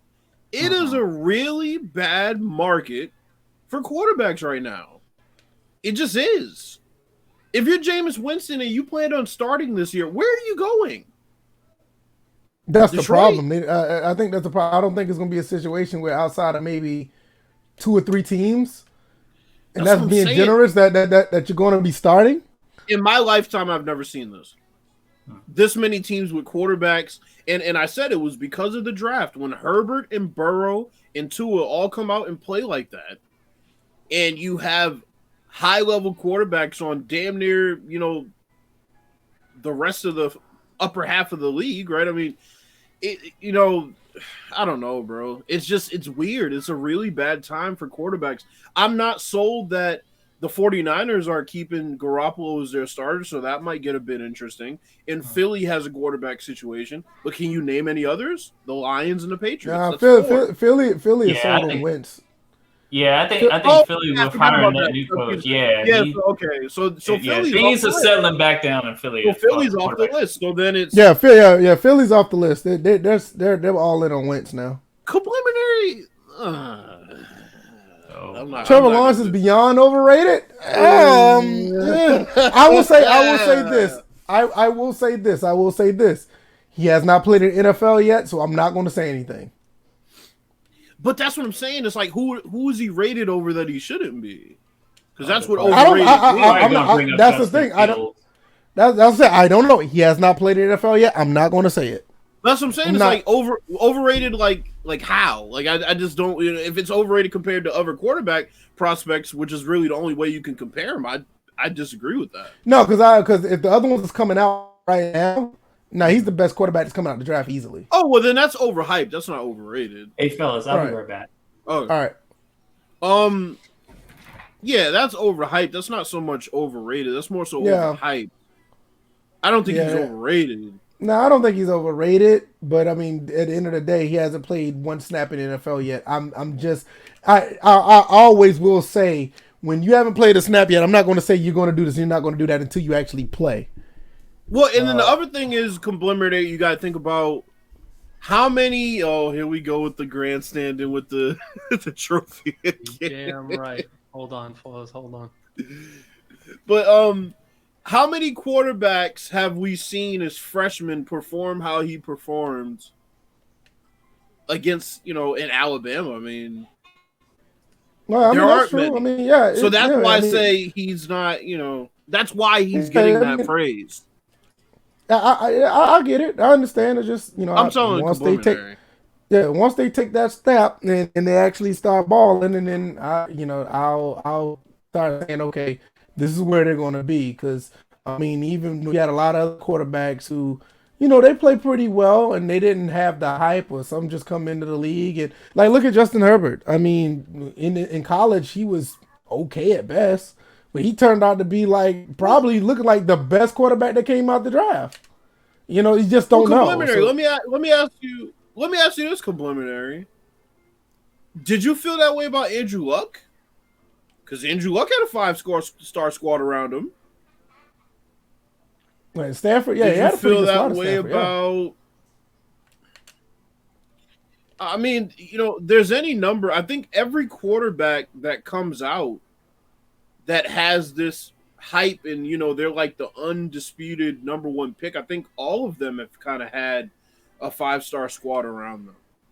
Yeah, that's exactly this is exactly why. Because for me, Andrew Luck looked like the most pro-ready quarterback, and it turned out to be true. Right. This is why I don't actually say that this quarterback is going to do what when they come into the league, man, because of what they had around them. You just gonna have to tell me, because you can have all the tools around you in college, and when you get in the pros, you may not be on that team that has that talent. And then now we show what you really are. You're not making your teammates better, or you're not uplifting, or you're not elevating your teammates. It's more like you play with good talent, so you look good. So that's why I always try to reserve. Well, that's what kills me. That's why I always reserve. Mel Kiper and his board, though. Yeah. That's why I always reserve. No, I'm saying that's what kills me about Mike. There's a delay. Yeah, we keep doing it, right? Go ahead. No, that's what I'm saying. I think that's why I have an issue with Mel Kiper and his board, because so many times you see how he assesses players and he assesses them for what their college career was, but he doesn't necessarily look at the particular skills that will translate to the next level, which is the same thing with the NBA that I think they do a lot. On the flip side of things, when you hear them talking on draft night, they talk a lot about what the guy's going to be able to immediately be good at. And that's what Mel Kiper can't really speak to because he never played. That's the first thing. So, yeah, that's why people like Trevor Lawrence come out of college, overrated, so to speak, because it's hard to assess, what skills he has that will translate immediately to the pros. But let's welcome OG to the podcast. What's going on, fellas? How you doing, man? Good to see you back again. What's good with y'all? Hey, what's up? How you been? Man, I'm good, man. Hey, and vice versa. Thanks for coming by. You all be stopping by the streams or the IG lives. I see y'all. Yeah. Thought, man, I'm up. I need to repay the favor. Can we? That's why I like coming on here, man. Because I like how you guys get down. Do people understand the complications it causes an organization when you ask for a trade and you have a no trade clause? I think everyone here does. Yeah. So think about it, right? Everybody's been hearing from Watson's agent, I'm assuming, right? That's what you do. That's the good thing and bad thing about him. I went through 3 of them, and if I had a problem, I just went in and let him have it. I didn't have to do much. It's kind of a cowardly way to do it. You're just like, nope, you handle it. This is what you're getting paid for. Here's the thing: he has a no trade clause. So say Miami does want him, and basically he's going to approve which way he's going. Don't you think that the Texans organization basically loses all leverage when it comes to getting anything back for Watson? Because if you're Miami, why are you giving up anything to get him at this point, right? Well, here's the other question, OG. Then does it become a situation where he just has to sit and rot because they're not going to... Exactly. That's where it gets ugly. So the collective bargaining agreement says, well, you're here. You're basically going to retire, or I'm going to find you $50,000. And then what people don't understand, I just found this out from the legend Michael Lombardi. If you guys don't know who he is, he used to be a GM. He's great. He worked under Al Davis, Bill Walsh, and Bill Belichick in 2 different occasions. Probably the most brilliant football mind I think I've ever heard in this. he brought this up today and said, once you start getting, you're sitting out and you start, losing the 50 grand, you start having to pay back the signing bonus. Yeah, I heard that before. Like that is, dudes don't want to come out of pocket like that.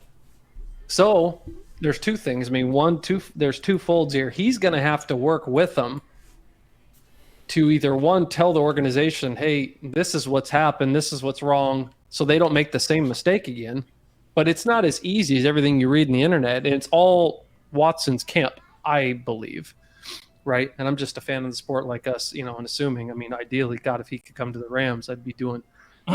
Oh, yeah, because you guys got your own situation. No, you're going to need Jedi mind tricks to get out of the golf deal. That ain't happening. They're stuck. So didn't the GM come out and say something stupid on the lines that we have an expensive? I forgot what the actual quote was, but I'm like, you signed the guy to that contract. They did. Hey, they did. I'll tell you one team that's dumb enough to take that trade today. The Chicago Bears.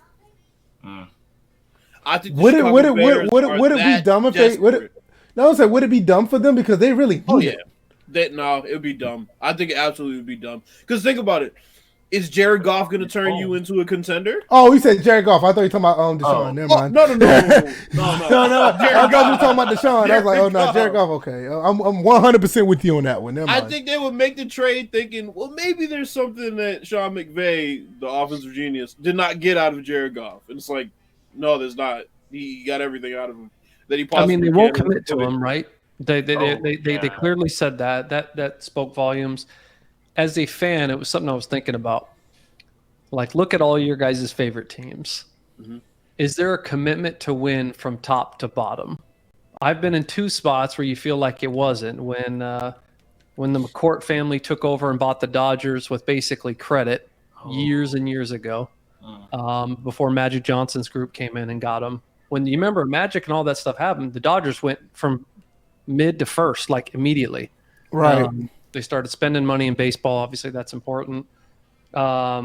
Lakers, they had Jim Buss and the brothers situation. Then Jeannie takes over and all this. Now here they are again. And then the Rams, ever since Georgia Frontiere, who was the first female owner in the league, they're committed. So my ramble in this is that they said, oh, well, Todd Gurley's on the books for 22 million. Deuces. Brandon Cooks. I mean, the part that sucks about it is, unlike other sports that just take on deals, right? You're eating a cap. Right. You can't just say, oh, Carson Wentz is gone. So last time I was on here, I think I might have said it. I've said it on IG stuff all the time that Philly was never coming off of Wentz. If you do the money situation, there's no way. And that's exactly who they hired to try to fix the Wentz situation, because that's like a $20-25 million cap hit to trade him. Like, that's what I was saying. I thought it'd be nuts if they did it, and I was like, ain't no way. Like, the only way it would happen if Wentz really forced their hand. Outside of that, I would have never thought that he was going anywhere. And for the Rams, not to get on my favorite team soapbox, but it was like, oh, why would you move a team to LA when people don't even get down with football like that? Even though the Rams were the first team to move there, believe it or not, that people forget about, because of attendance and so much things to do and all that. And they just said, you know what? Here's a $5 billion stadium. So as a fan, that's all you really ask for. So that does give me hope that they could potentially move off of that and figure out. But Bills, maybe you're right. I think maybe Chicago. Bakers can't be choosers. And if they held on to that Trubisky deal, look at the defense that they just had to get rid of.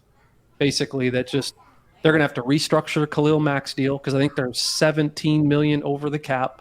Yeah. There's a lot of interesting stuff that's going on. But the Watson stuff, what I was saying in the chat is everybody's talking about Watson and him wanting an out, and they should, but they're forgetting the leverage actually that Houston has in all this. It's like, well, he has a no trade clause. I'm like, yeah, but the collecting bargain says get 50 grand. And then you did this, which now you hurt me as a GM or as an owner in my trade value to move you. Oh, good. I was going to say, that's, now that you brought that up, OG, that kind of reminds me of Trent Williams' situation It was kind of like the same thing. I think he also had a no trade clause. Yep. And at the end, he sat for the rest of that season. But at the same time, we had a bitter ass GM and Bruce bitch ass Allen that wanted to just screw everybody over. He could, because Trent was set to play. He was going to be a good soldier, play out the rest of the season and whatever. And Bruce Allen was like, "Well, I'm not going to trade you." And he tells him this message at like after the trade deadline.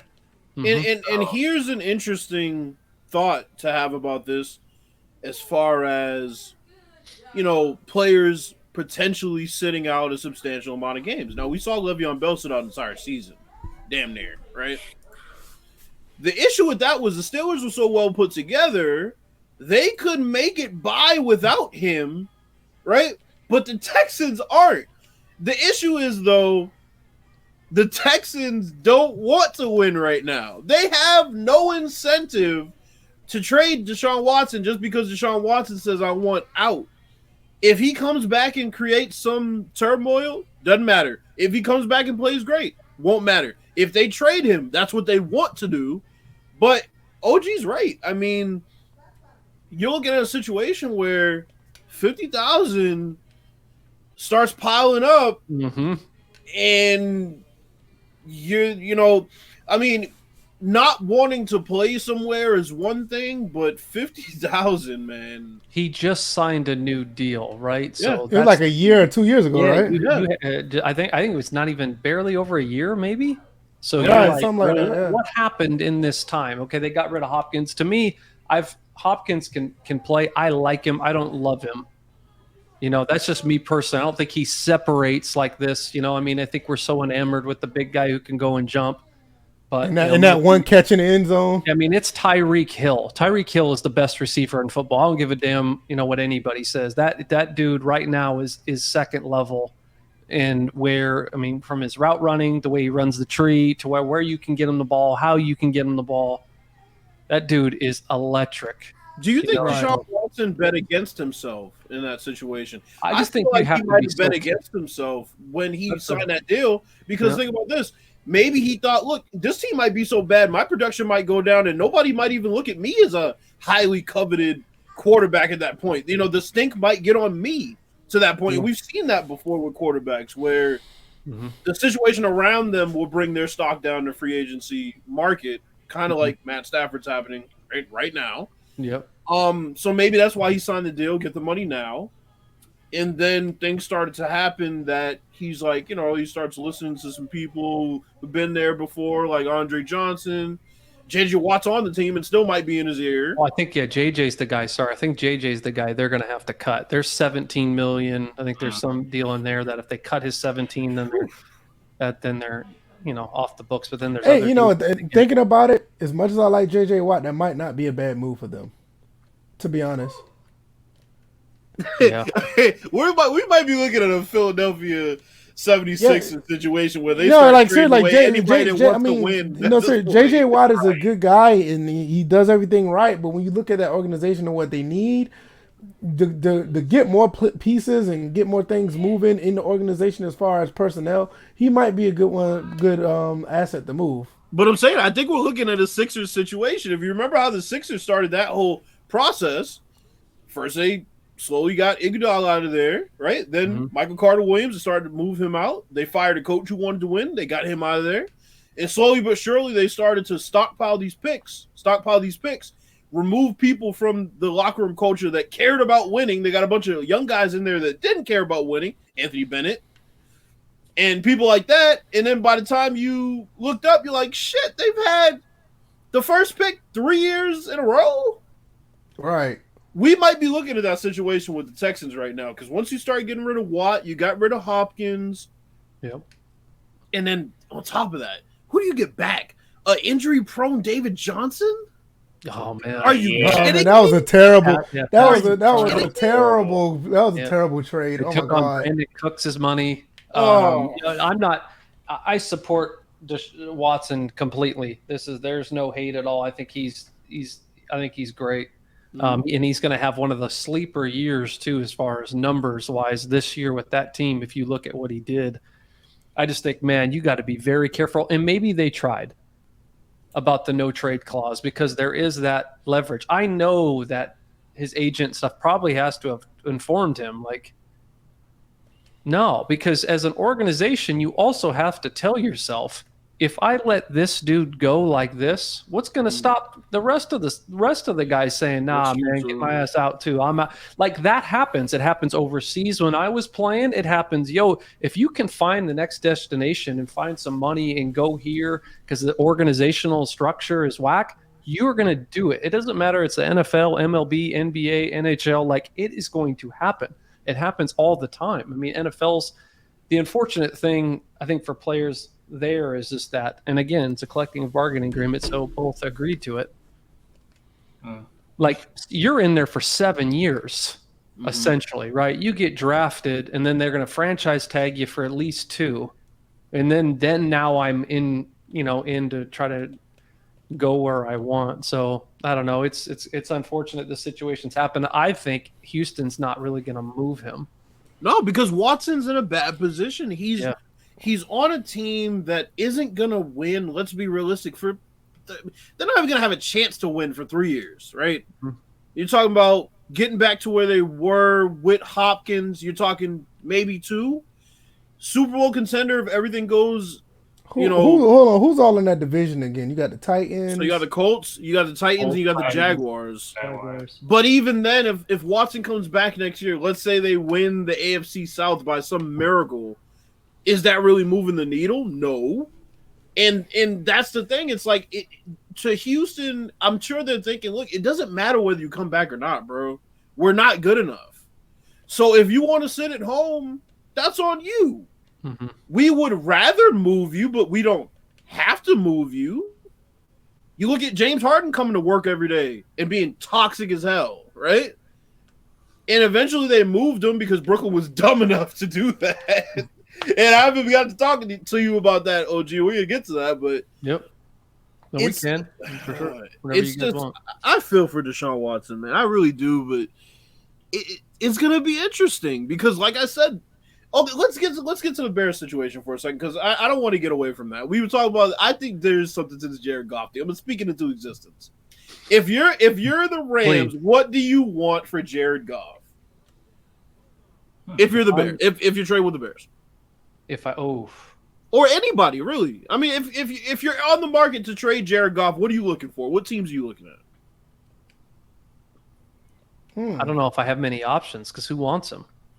Yeah, that's the question. Yeah, that's a great question. I haven't looked at it that way. But all the points that you brought up, I think if you look at the national media and how this Watson situation was, which I saw all this morning, I'm thinking like, this is one side of has to be one side of the story. Like, there's no way they're acting like, oh, Houston's this and blah, blah, blah. Like, I get it. I get it. But I'm saying, like, where have you saw or read today or watched on TV? Yo, he will be fined $50,000 a day for every practice and stuff that he missed. Then the game checks that he starts missing because there's no preseason games. So he's going to lose that money. Then he starts having to pay back his signing bonus. Like, he just signed this deal. So let's not go like, Watson's going to get what that's not true. That is not true. I don't know. The Bears situation is interesting because are you going after Watson and making up for a mistake that you made basically twice in one draft when you passed over him and Mahomes? Right, exactly. What are you even? What do they have? Like, what does Chicago? Because the reason I was getting to that is Chicago. What is their pick? Where do they pick it? I don't know. Well, I think they made the playoffs, so they got it's got to be somewhere at the bottom. Look at the Rams. They don't have. My kids will be 25 by the time my 2-year-old will be 25 by the time we're drafted in the first round again. We gave up everything. I mean, we gave up the 2 first rounders, a 3 to get Goff. Then we traded for Jalen Ramsey, moved another couple. Like, we have no first rounders, so it's that's kind of karma for what you guys did to us when we gave up all those draft picks to get RG3. And y'all showed up on our field. That's when they were St. Louis. They showed up on our field with all the draft picks they drafted that were originally our draft picks. So it's kind of Jeff Fisher. The thing, yep. Oh God. The thing is, Fisher. But here, 7-9 Fisher. There you go. 7-9 Rivera.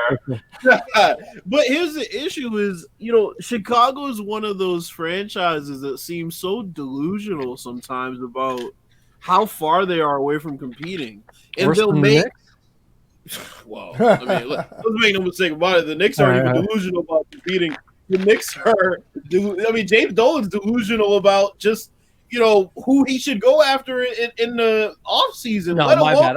I derailed your point. It's just Knicks fans always put themselves with the Lakers and Celtics. Oh, well, Knicks fans, yeah. Maybe their stadium, but not their team. Right, their arena, right. Yep. But I mean, the Bears are one of these teams. They're just always so delusional. Well, hey, we get this guy. It's like, no, you're a couple pieces away. You have no targets.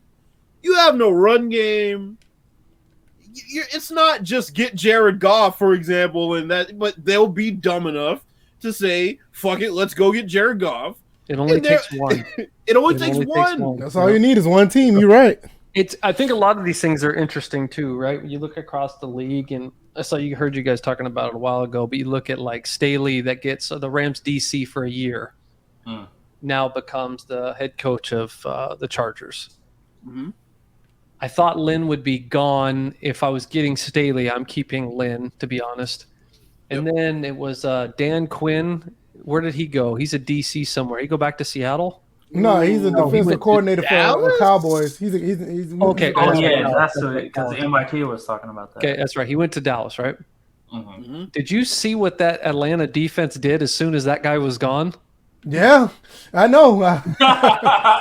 You know what I'm saying? Like, this is across. Yeah. It kills me, man. It's like, what the Like the defense actually started playing like something for a little bit. It's like, but that's what crazy. I look at with the NFL and the NBA. It's like the same thing. It's like people wonder why there's parity, and then you look at some of these transactions, some of these trades, and you immediately figure out that's why bad front offices cause disparity in the league. Wow. There's not parity because you have teams making trades, and I hate to do this, DJ, because I know how much this eats you up, but you have teams making lateral trades and lateral moves like Russell Westbrook for John Wall. It's a completely lateral deal. Yep.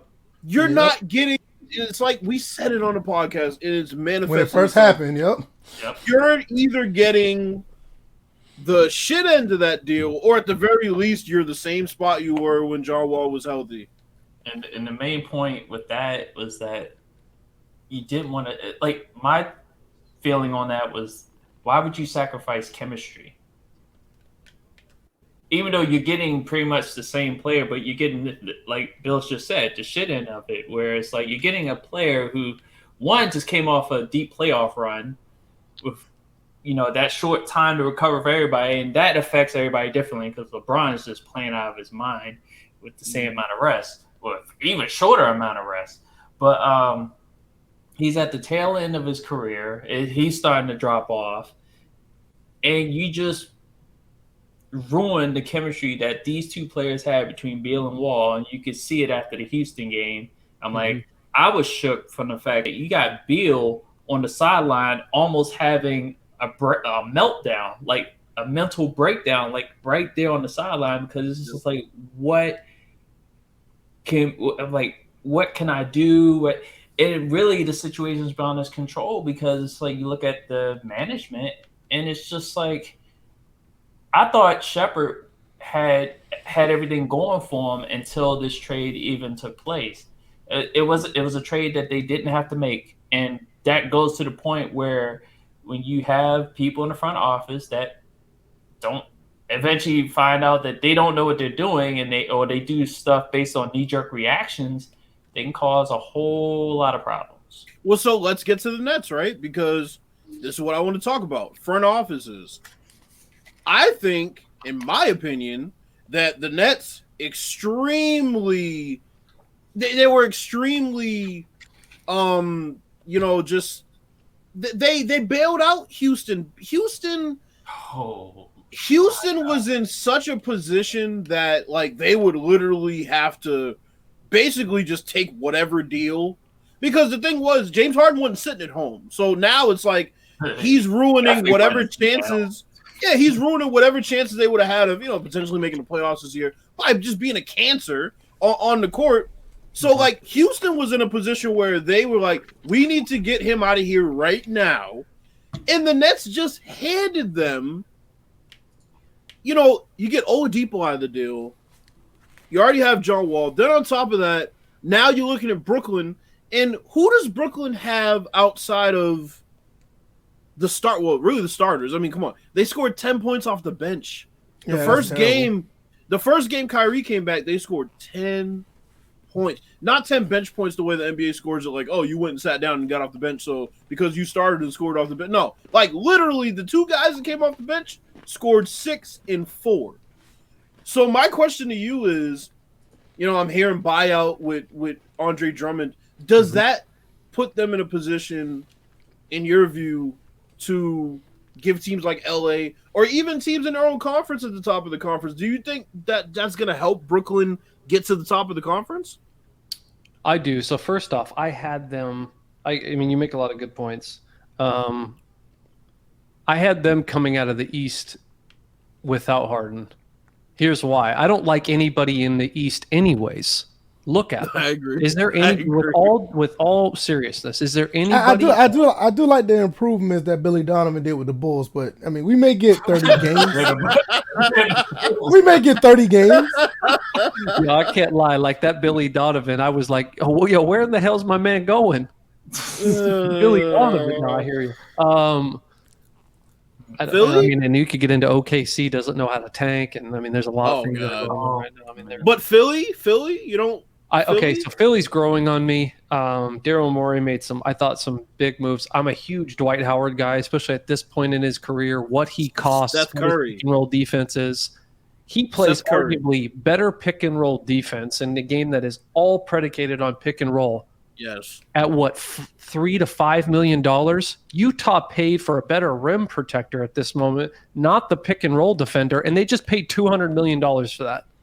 Yep. So you heard me and Ryan go back and forth because Ryan's a 7-footer who was in the league for 10 years. I can't get off of, this dude is worth $200 million. He had 20. I'm like, dude, the sun shines on a dog's ass once in a blue moon anyways. He can have that in pick and roll. I'm still going at Rudy.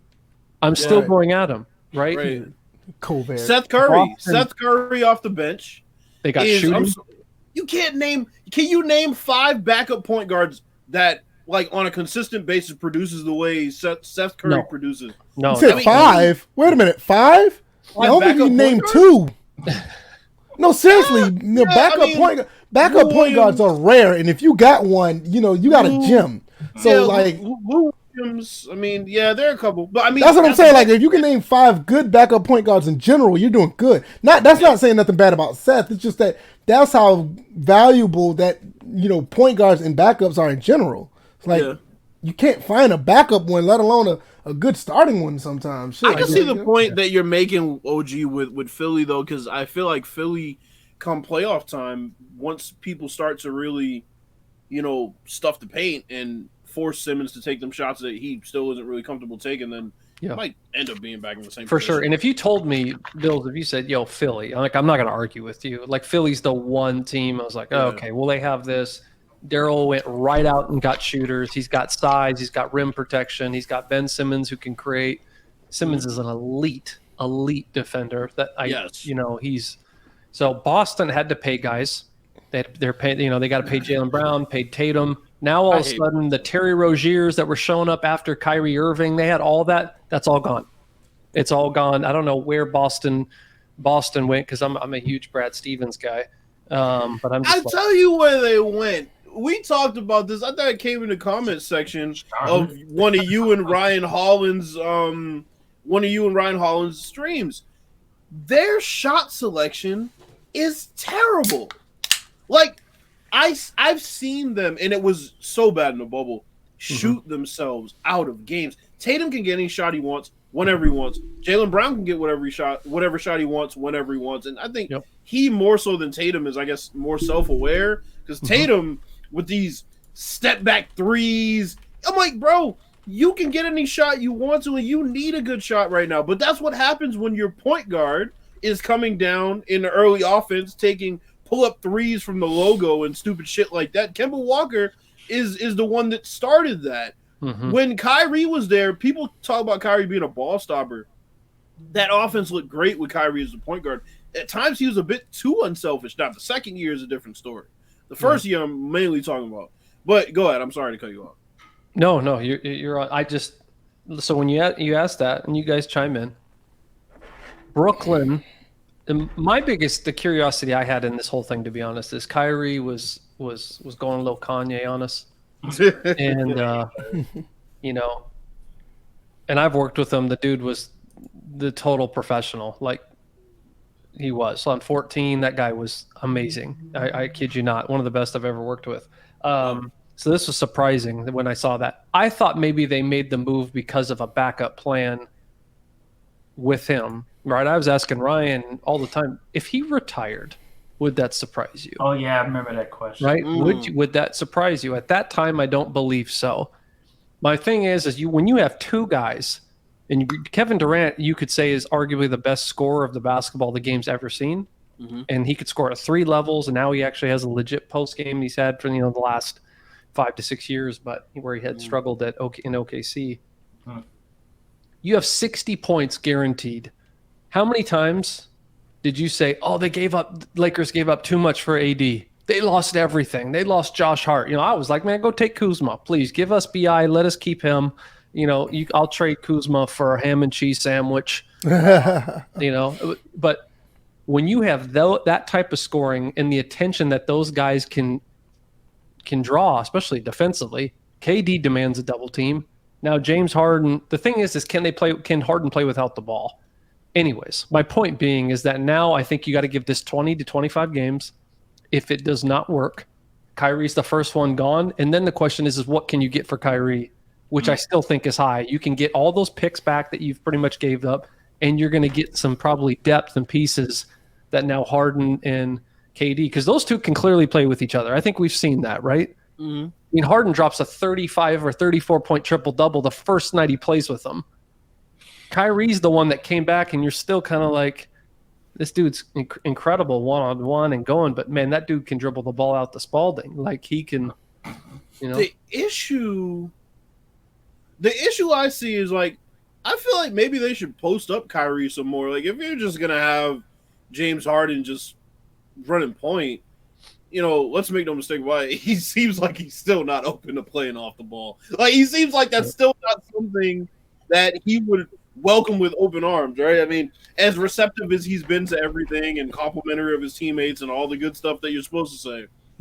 So I feel like if they post, and they kind of have been doing it, posting Kyrie up, I mean, he's a really good post player for his size, then I feel like Kyrie would get his touches. But if they don't, especially when you get in the playoffs, and you need guys like Cabarro to knock down shots, and you need guys like, I can't even name many people off their bench. That's what's so bad about it. Yeah, well, think about this. The VF hasn't moved from the chair he's sitting in the past hour. That defense still can't guard that chair. Like, they literally cannot. Like, no, they don't play any D. That to me is what me and Brendan Haywood were talking about, where I was still on the Nets. He's like, they have no rim, but they can't. I was giving DJ probably more credit than I should, but it looks like that dude is kind of on the downward spiral as well. So I don't know. I just don't like anybody in the East. I think the Clippers, even though there are no such thing as Clippers fans, I think they're a threat to LA. So who's Billy Crystal? Billy Crystal. He's confused. Like there's no. He's a Yankee fan too. Like I don't. That one okay. Never mind. Yeah, he's really confused then. Yeah, he's just so. Yeah, complimentary. No. Look in the comment section, OG. Yeah. I'm tired of this talk about the Bucks. No. No. I've been saying it how many years on the podcast? No. Take away the B. You can put an F in front of it. You can put a Y in front of it. That's basically what you're going to get every single year from them in the playoffs. But that's what I was going to ask you, OG. I think the Nets might be more susceptible to an early round exit than a late round exit. Possibly. I'm just trying to think of like matchups. Is it Boston, the team that Orlando. And here's why I tell you Orlando. Orlando's that scrappy team that has nothing to lose, and Vucevic can eat them up every game. Yeah, but they just remind me of a bunch of like Ultimate Team pack filler cards. Like that's True. all that team is. Is True. like the team that That's you're like, true. okay. Fultz got I'll hurt, get so the guy. I forgot And about. So I Fultz got can't even. hurt. No, Yeah. I don't. Yeah, I forgot about that. I forgot about He Fultz was getting having hurt. a good season too. So yeah, I'm not take sold. him out. I'm not sold on A lot of Philly on fans Milwaukee. salty I think I was about that probably one. higher. Giannis, Okay, wait. Giannis has too many holes in his game Yeah, to Let's- win in the postseason. Let's look at the 8. Let's look at the 8 seeds right now. Okay, so we have Philly at the top, Bucks, Pacers, Nets, Celtics, Cavaliers, Hawks, and Knicks. I don't see the Cavaliers beating them 4 out of 7 games. They can do whatever they want during the regular season. I don't see that happening. Pacers? This is assuming Milwaukee gets the 2 seed. Mm-hmm. So you're looking 2-7. The Celtics Yeah. are the 5th seed. I think them and the 3-6. Nets can flip flop, but I think maybe the Nets end up getting a 3 seed. funny. I'm just now looking at the standings with you, and I was The like, Raptors are 11? Boston. Your boy's been off of Toronto for a year. Yeah, I'm not Like, even people- saying it Ryan for said you, the same but- thing. He's like, you don't like Toronto? I was like, when was the last time you watched them play? Like Toronto, I've been out of Toronto. This ain't surprising to me at all. But when we were just talking, I was like, okay, I think Brooklyn and Boston. I think Boston at that 5 spot we call it. I didn't realize Boston was 5. To me, that'd be a scary matchup there, just because Boston has some versatility there too. So. And when they feel like defending, because some days they just randomly don't feel Hey, like Gia, defending. what basketball team are you rocking with? I'm a Bulls fan. He is a Bulls fan. That's all I'm talking about. That's all I'm talking about. Billy Donovan. All right. I Yeah, I'm a like Bulls the fan. Bulls. I like the Bulls. Like I like their young core that they have. I've been what you call somewhat of a bandwagoner. I've been a Bulls fan probably like right before they made the finals in '91. I've been a Bulls fan since '91. You know what's funny? I actually split between the Bulls and the Wizards. I would say because here's the thing, because it centers around my last name because it's a famous last name. I'm like, everybody knows Jordan, and it, being like 6 or 7 years old, just moving into Columbia, Maryland, and all of a sudden I'm watching the Bullets play. And yes, I'm aging myself here. Watching the Bullets play.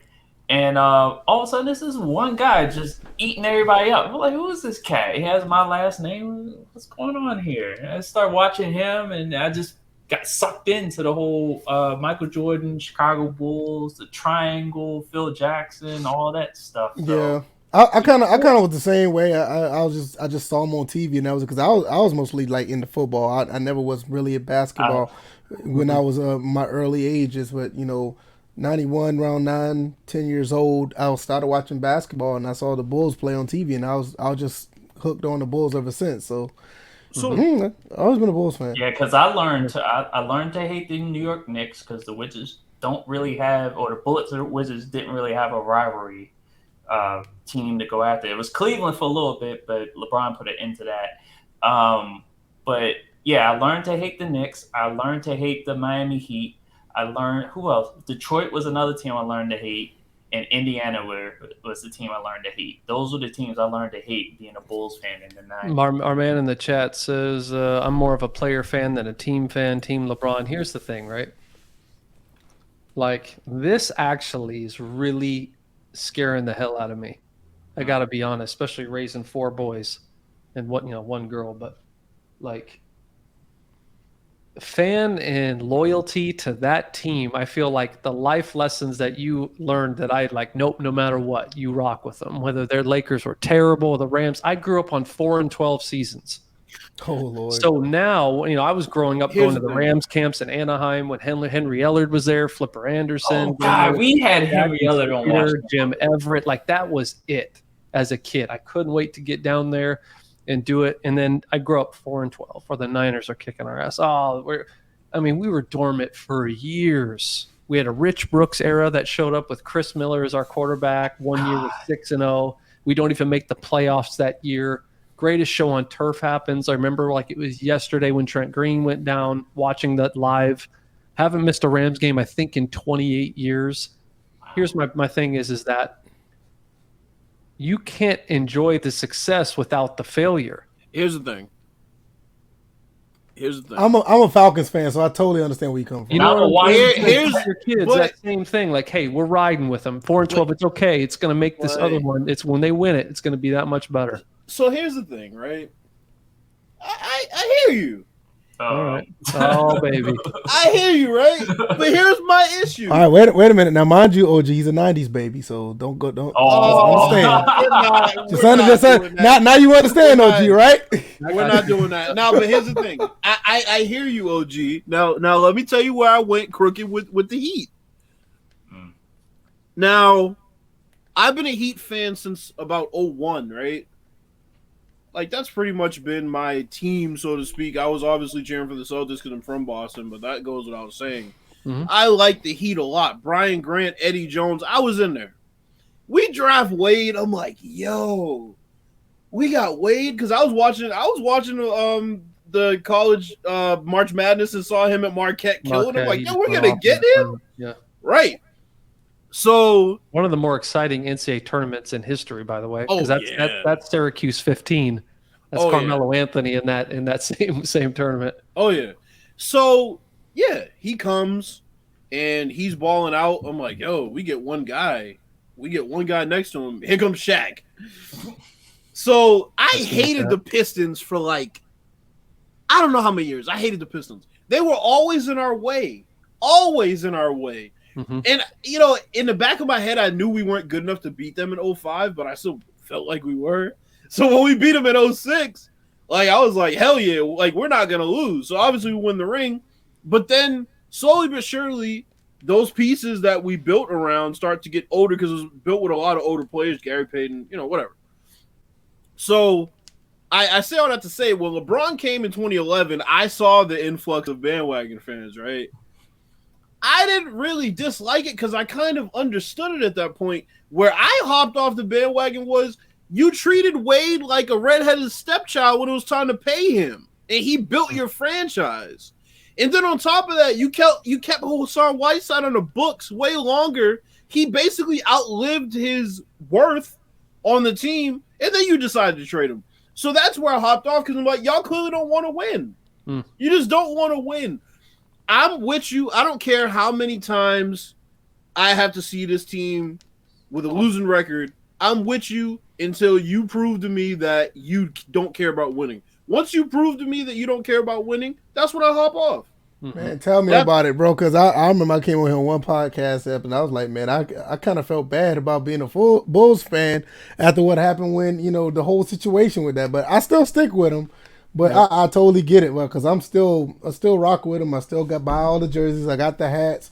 I mean, I've been around with the Ben Gordon and the Kirk Heinrich days. Tyus Thomas. Eddie Curry. Oh man, it was terrible, but I stick with him, man. But you just think about that just in general and the loyalty that it has and what just real ish talking was about. Like that would hurt your soul when your team is just getting bad or something doesn't happen. Like. Man, I remember going to school when Kobe shot the air balls. And you know, we're up in Portland. You know, I'm going to school up in there up in the Northwest, and it's Blazer mania up that time. The jailblazers, they're not the jailblazers yet, but like you know, the Pippen has rolled around. Sabonis has come from overseas. Like they're rolling, and you're like, this is a nightmare. I can't believe this. Like, right. You know, but now the Gen Z stuff that's going on, I hear it all the time. The reason I say that is because I'm seeing it. It is like, I just like LeBron. I don't like it, but I'm starting to understand it. I mean, you even look at like, I love when you guys are getting in here talking about how you guys are getting down with different consoles and retro games because I'm an enormous retro game guy, like huge. Like. Right. I'll pull out the Atari 2600 if I have to. Like I've been trying to find one in good working condition for the past 3-4 months. I want one just to like. I want it in working condition, but it's just gonna be sitting up. You know what I mean? Mm-hmm. I really want one. It's still the NES, obviously for me, and SNES and all that, and all the stuff that they did personally. But you know, I'll go to let's just see what this was about. I mean, I think as now a creative director, but a designer, I think what they did and the challenges that they all had the same mind frame that we have, right? Like, why isn't there audibles at the line? Or I want to see this guy do this, but they only had a limited amount of resources. So the brilliance in those games, I look at like the Tecmo franchise, for instance. Highly underrated and overrated at the same time. Tecmo made some great games. Did you say overrated in Tecmo Super Bowl? No, I'm just saying the entire company is over and under at the same time, because you got Tecmo Super Bowl, and then you turn around and you got Tecmo basketball, but nobody talks about. No one which talks is actually about a pretty Tecmo basketball. Thank you. Yeah, and it's actually a good game. I played the hell out of Tecmo. Yeah, Tecmo basketball, and nobody and another one. Nobody talks about Bad News Baseball. Me and DJ knows about that. Was made by Tecmo. No one talks about this one, Baseball Stars. Oh no! Yeah, Baseball Stars. All right, like that was like, I'm telling you. So here's what drove me crazy, and you always see people just like, I deal with this all the time. But VF, this is your show, so you guys cut me off. No, go ahead. Handle your business. Go ahead. Say anything. Like, I get this all the time. Like, I was fortunate enough to play in the top leagues in Europe. I don't really say it much, but I was. Okay, worked very hard. Go to the pre-draft camp. You do all this stuff. You work your ass off, right? You go back home and you're working out. The guy's like, yeah, I play overseas, blah, blah, blah. I really don't look the part. 6'1" white dude shows up, right? Playing a black man's game. Okay, I go up here. I'm playing. I'm in here. I'm hooping. It takes a while till somebody sees you play. Like, oh, okay, this guy can go. Okay, you know what I'm saying? But there's other dudes that come in and they're like, yeah, man, I'm just coming back from overseas. You know what I'm saying? You look, it's like Division 4 Germany that's paying $30 a game. But like the American audience doesn't know, like they have no idea at that time of European basketball in the different leagues and what it means to be, you know what I'm saying? So here's my point in bringing this full circle is, the cool thing in the game thing is like, yo, I play double dribble. The real heads to me are the ones that were like, yo, I was on Tecmo NBA basketball. Right. Calling the seasons and all of that stuff. I'm like, yo, that was the deal. So yeah, that's my little my rant there. I did a Sunday retro stream with Tecmo basketball one night. I did that. Oh, go ahead. I was about to say the play calling in Tecmo basketball. Obviously it was similar to but I'm dabbling in the play calling. I'm like, it's like the way I am now. It's just I want to control everything. I want to set everything up. I want to call my own plays. I want to just run everything. But yeah, Tecmo basketball. I still have fond memories of that game. Yeah, it's a great game. Yo, DJ, we were talking before, and I said I was gonna ask OG something if he got on here. Fuck, what was it? It was about video games. No, and I just say that, just because it's OG, the original White Chalk. No, I just say that like how many teams I was on. I'm the only white dude on squad. That's how I grew up in AAU and stuff like. I wouldn't even say I didn't play AAU till way later, but it's just like, everything was, we're all one. It was all a ton of fun. But you're out there like, yo, who is this? This is a white dude. He better be able to shoot. OG, I got a question real quick. I'm looking at the shirt. Is that Nirvana? Oh yeah, absolutely. Okay, I listen to all music, hip hop. Heard that. The hip hop, the old grunge stuff. I listen big Pearl Jam.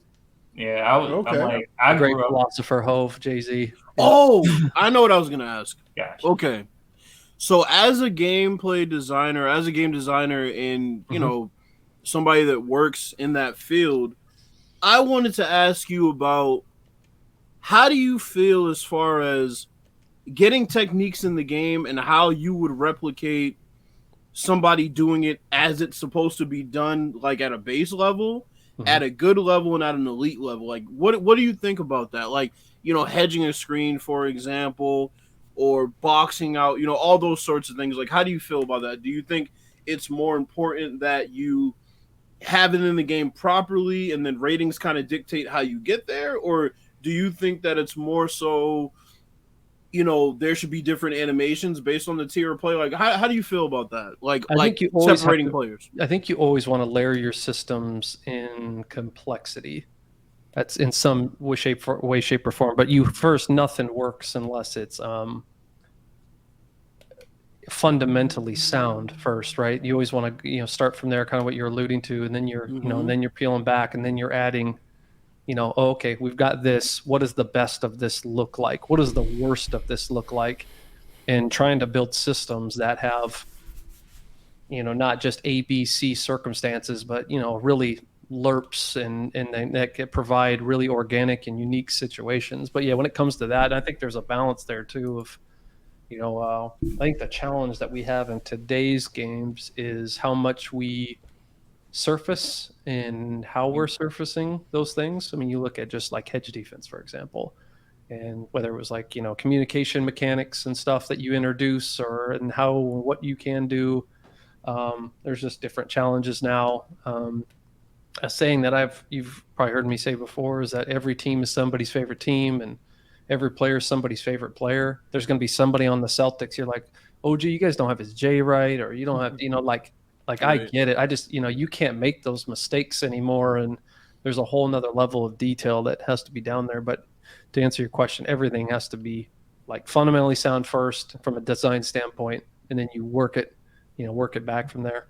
Yeah, because what I was talking to DJ, like, I don't mean to get into specific games, but I have to use an example. Like Madden, for example, you like when you go from an 80 zone coverage to a 90 zone coverage to a 99, you see the differences in how they play, certain route concepts and their reaction time.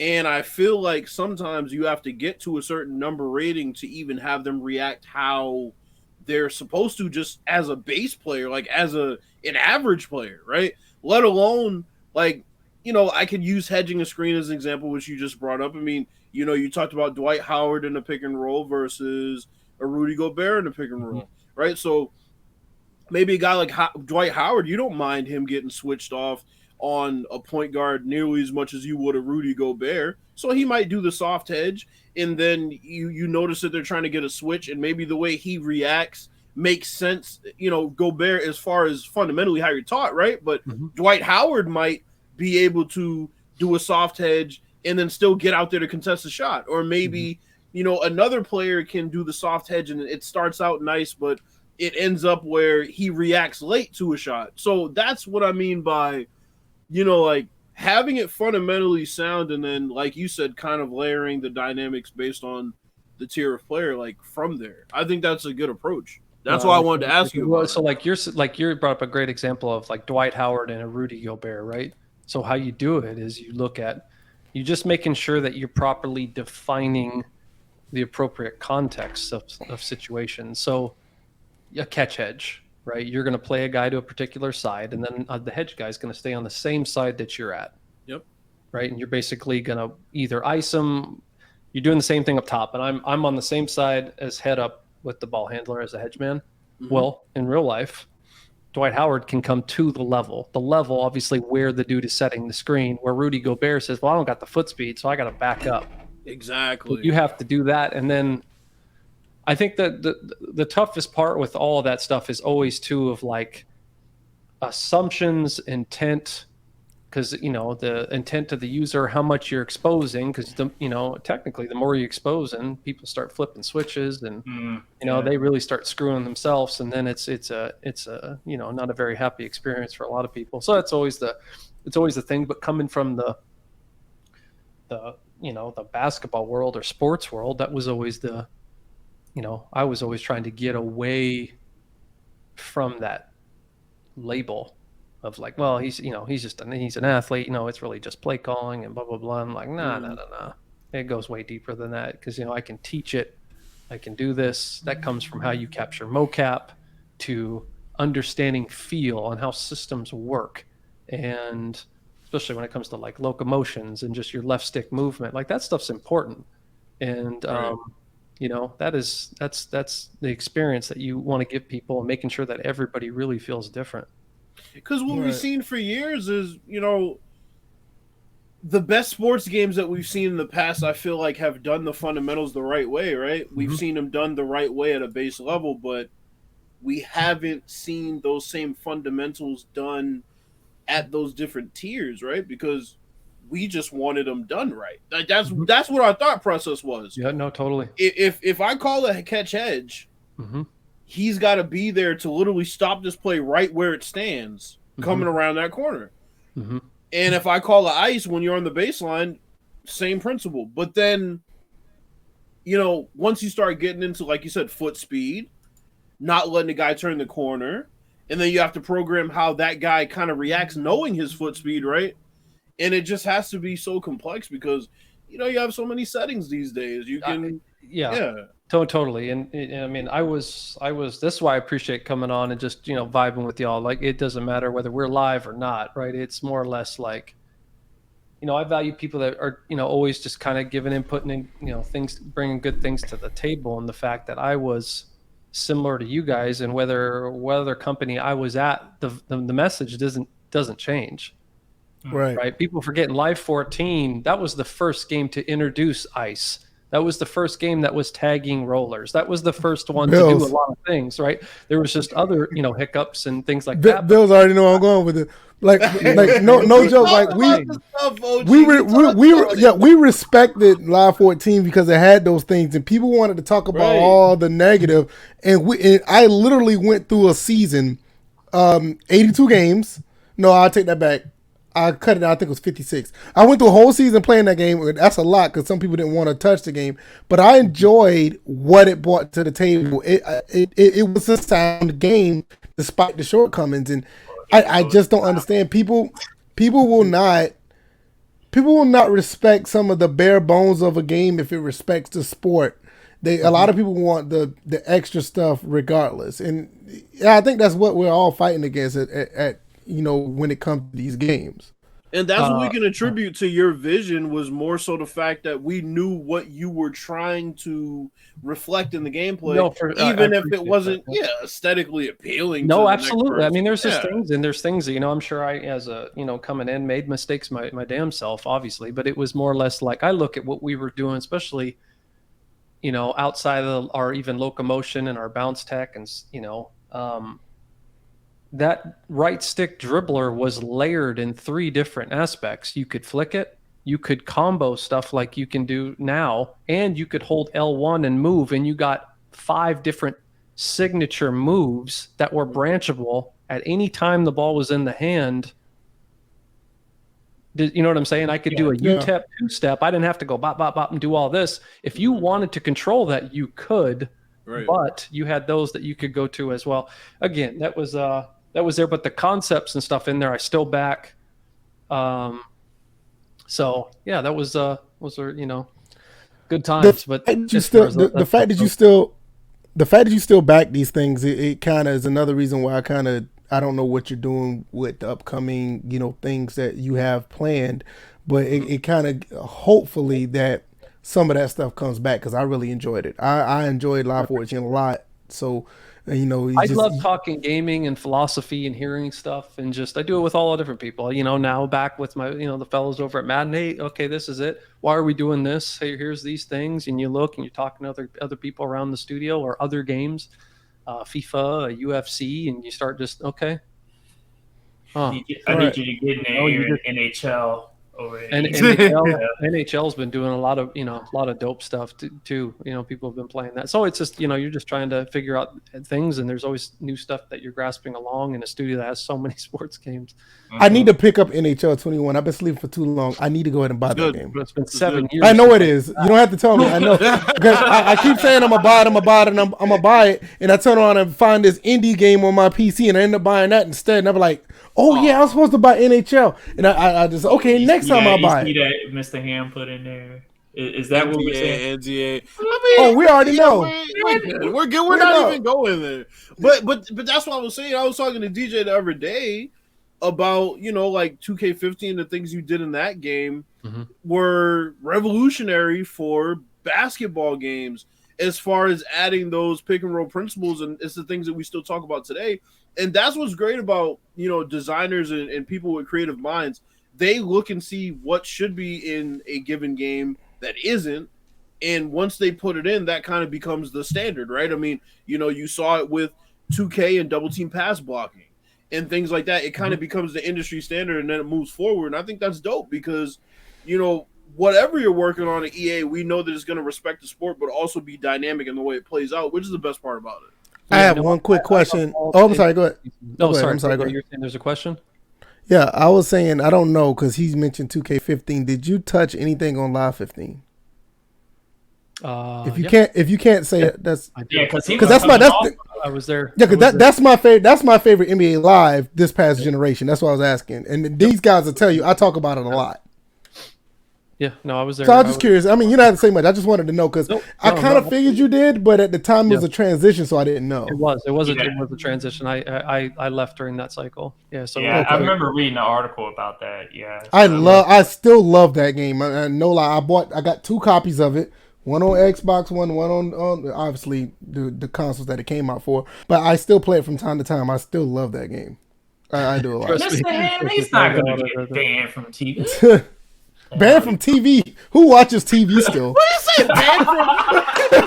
Banned from TV? Like OG has a series going. I was sitting there thinking, like, have I said anything? Like, I'm just saying, like, no, I'm going back to like what's already out there on the internet. Right. Honestly, you got developers talking about like anything and everything all over the place. I don't know where Mr. Ham is sitting under a rock at, but it's right. I'm like, now we're not asking about who did this and who did that. We're just talking about the concept. No, like I said, what you guys like in games, what you don't like. This is my thing. Like when it comes to video games or music or anything, especially with music, because I've been following music forever. Like you can hear the sound of music, or you can see something in a video game, and once you find out who worked on what, you kind of see certain things that you see their vision in the games. That's why I asked about Live 15, because I didn't know for certain, but me playing that game based on 14 to 15, I knew you had something to do with it, but I just never really knew. So I was like, I was curious about that. And playing current gen NBA 2K21, but we're not gonna go there. Yeah. We're not gonna go there. We're not gonna go there. You guys are out here really trying to get me in trouble. Nah, we're not. There you go. Here you go. Right there. There you go, OG. There you go. Right there. There you go. But no, I mean, it's definitely dope having you on because, we know that you think the same way we think as far as sports games are concerned, and it reflects in the things that you put in the games. And just listening to you talk basketball, Ryan Hollins proves that, obviously the intent for absolute positive sim is there. And that's the dope part about it. Yeah, no, I appreciate it. It's one of those things, again, I've said this to you guys on message when we've been messaging back and forth or whatever. Like, you don't fix a sports problem with a sports solution. I'll keep it general. Fix it with that sports solution. Right? Like when we were on live, if there was something there, hey, this guy can't blah, blah, blah, or we can mirror the stick and cheat it and do it. Nope. Just they'll fix it the right way. We'll fix it with a basketball solution. And because it's a video game, it's easy to do. I don't like this. I'll turn this knob down or turn this off or do whatever. And I'll never subscribe to that theory. I don't care if I get hit on Twitter and, I can do this or this sucks or whatever. It was like, no, that's, at the end of the day, the more you play it, I think the more you'll get it, you'll enjoy it, and figure out that's what's up. Experience. I think we've done pretty good. 227. Usually try to do 2 hours, 2 hours 15 minutes. We went 3 hours last night on my show. Yeah, I know. I noticed. I was like, I didn't even know y'all was still alive. That's why I came over there and would mess with y'all for a second. I didn't know you were still alive. We started talking about bar fights, all kinds of stuff. Man. Oh yeah, it went way left. I will say this. I am glad that you do come and listen to us and watch us and actually come onto the panel and talk to us. Like I've invested my time to not only, be familiar with be more familiar with the NBA Live series. I'm really looking forward to seeing what you put out there. And I'm not saying that just because you come on the show. I look at it from a standpoint where this is a series that has a chance to revamp itself. Yeah. This is a chance. This is a series that a chance to revamp itself, and I think following it and being a part of it will give myself the satisfaction of watching something grow. And you see all these other sports games out, the reflection of whatever you guys got going on. I believe is going to be something special because I've seen what you've done with the live series prior. I've seen what you've done with 2K as well. So. We talked about stocks earlier. I'm putting my mental and my gaming stock in what you have, and I just can't wait to see what you guys do. I honestly, I really mean that. And not only that, that's why I still play and I still stream Live 19 because I want other people to actually get involved and actually get behind what you're doing because I believe that's going to put out a really good product. And I think with everything that happened behind the series, I don't want people to forget about it because I think with the people that are at the top right now, well, people that are working on this series right now, I think it's something special is going to happen. So I don't want I just want people to continue to back what you guys are doing. It's one reason why I always try to talk about NBA Live, especially when I try to stream it. So I appreciate it. Yeah, no problem. Talk about what the podcast or the stream that you do on IG as well. You can let everybody know what you're doing over there. It's me and Ryan Hollins or Brendan Haywood usually are coming on, rocking out on IG. Kept it pretty simple. Ryan's been doing it for a while, and then so we've just been going. Appreciate that, him. So yeah, it's a good thing. Like right now, I think Ryan's doing CBS Sports at the minute, so I think we're going to be late tonight. Okay. But it's a good chance to interact with him, a guy that has 10 years of NBA experience, that's played with like he played with Kyrie, played with a Chris Paul, played with, and he we call him Hot Take Holland, so he doesn't hold back on anything. He be having some hot takes now. I mean, so we go at each other. It's good, man. It's a good thing, man. But that's pretty much it. Just been trying to get back now that I'm back over here and settled. Seeing what y'all are up to. Now I can actually interact. I got the studio stuff set up. Yeah, that's noticed that. Just trying to go in and just vibe, man, with everybody. Like I said, man, there's, the communities are big, and you look at, even where I was at and prior and now, and so like I said, criticism has never really bothered me. I treat it the same as when I was playing and being an athlete. So I rock with the people I want to rock with, and that's pretty much it. We're just excited to be back, and I'm excited to vibe with you guys because it's always good sports conversation too. And I got to listen to Bills come at somebody's neck. Well, you missed it. You missed it last night. You missed it last night because that definitely would have been something you couldn't talk about.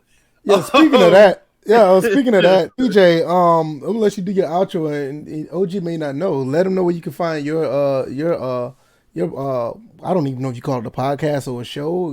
Bills is over there doing this thing. Yeah, we know how Bills gets down, but you know what, VF? When you're talking about music, I need to mention this real quick. Wife and I are in the car, going to pick up some food.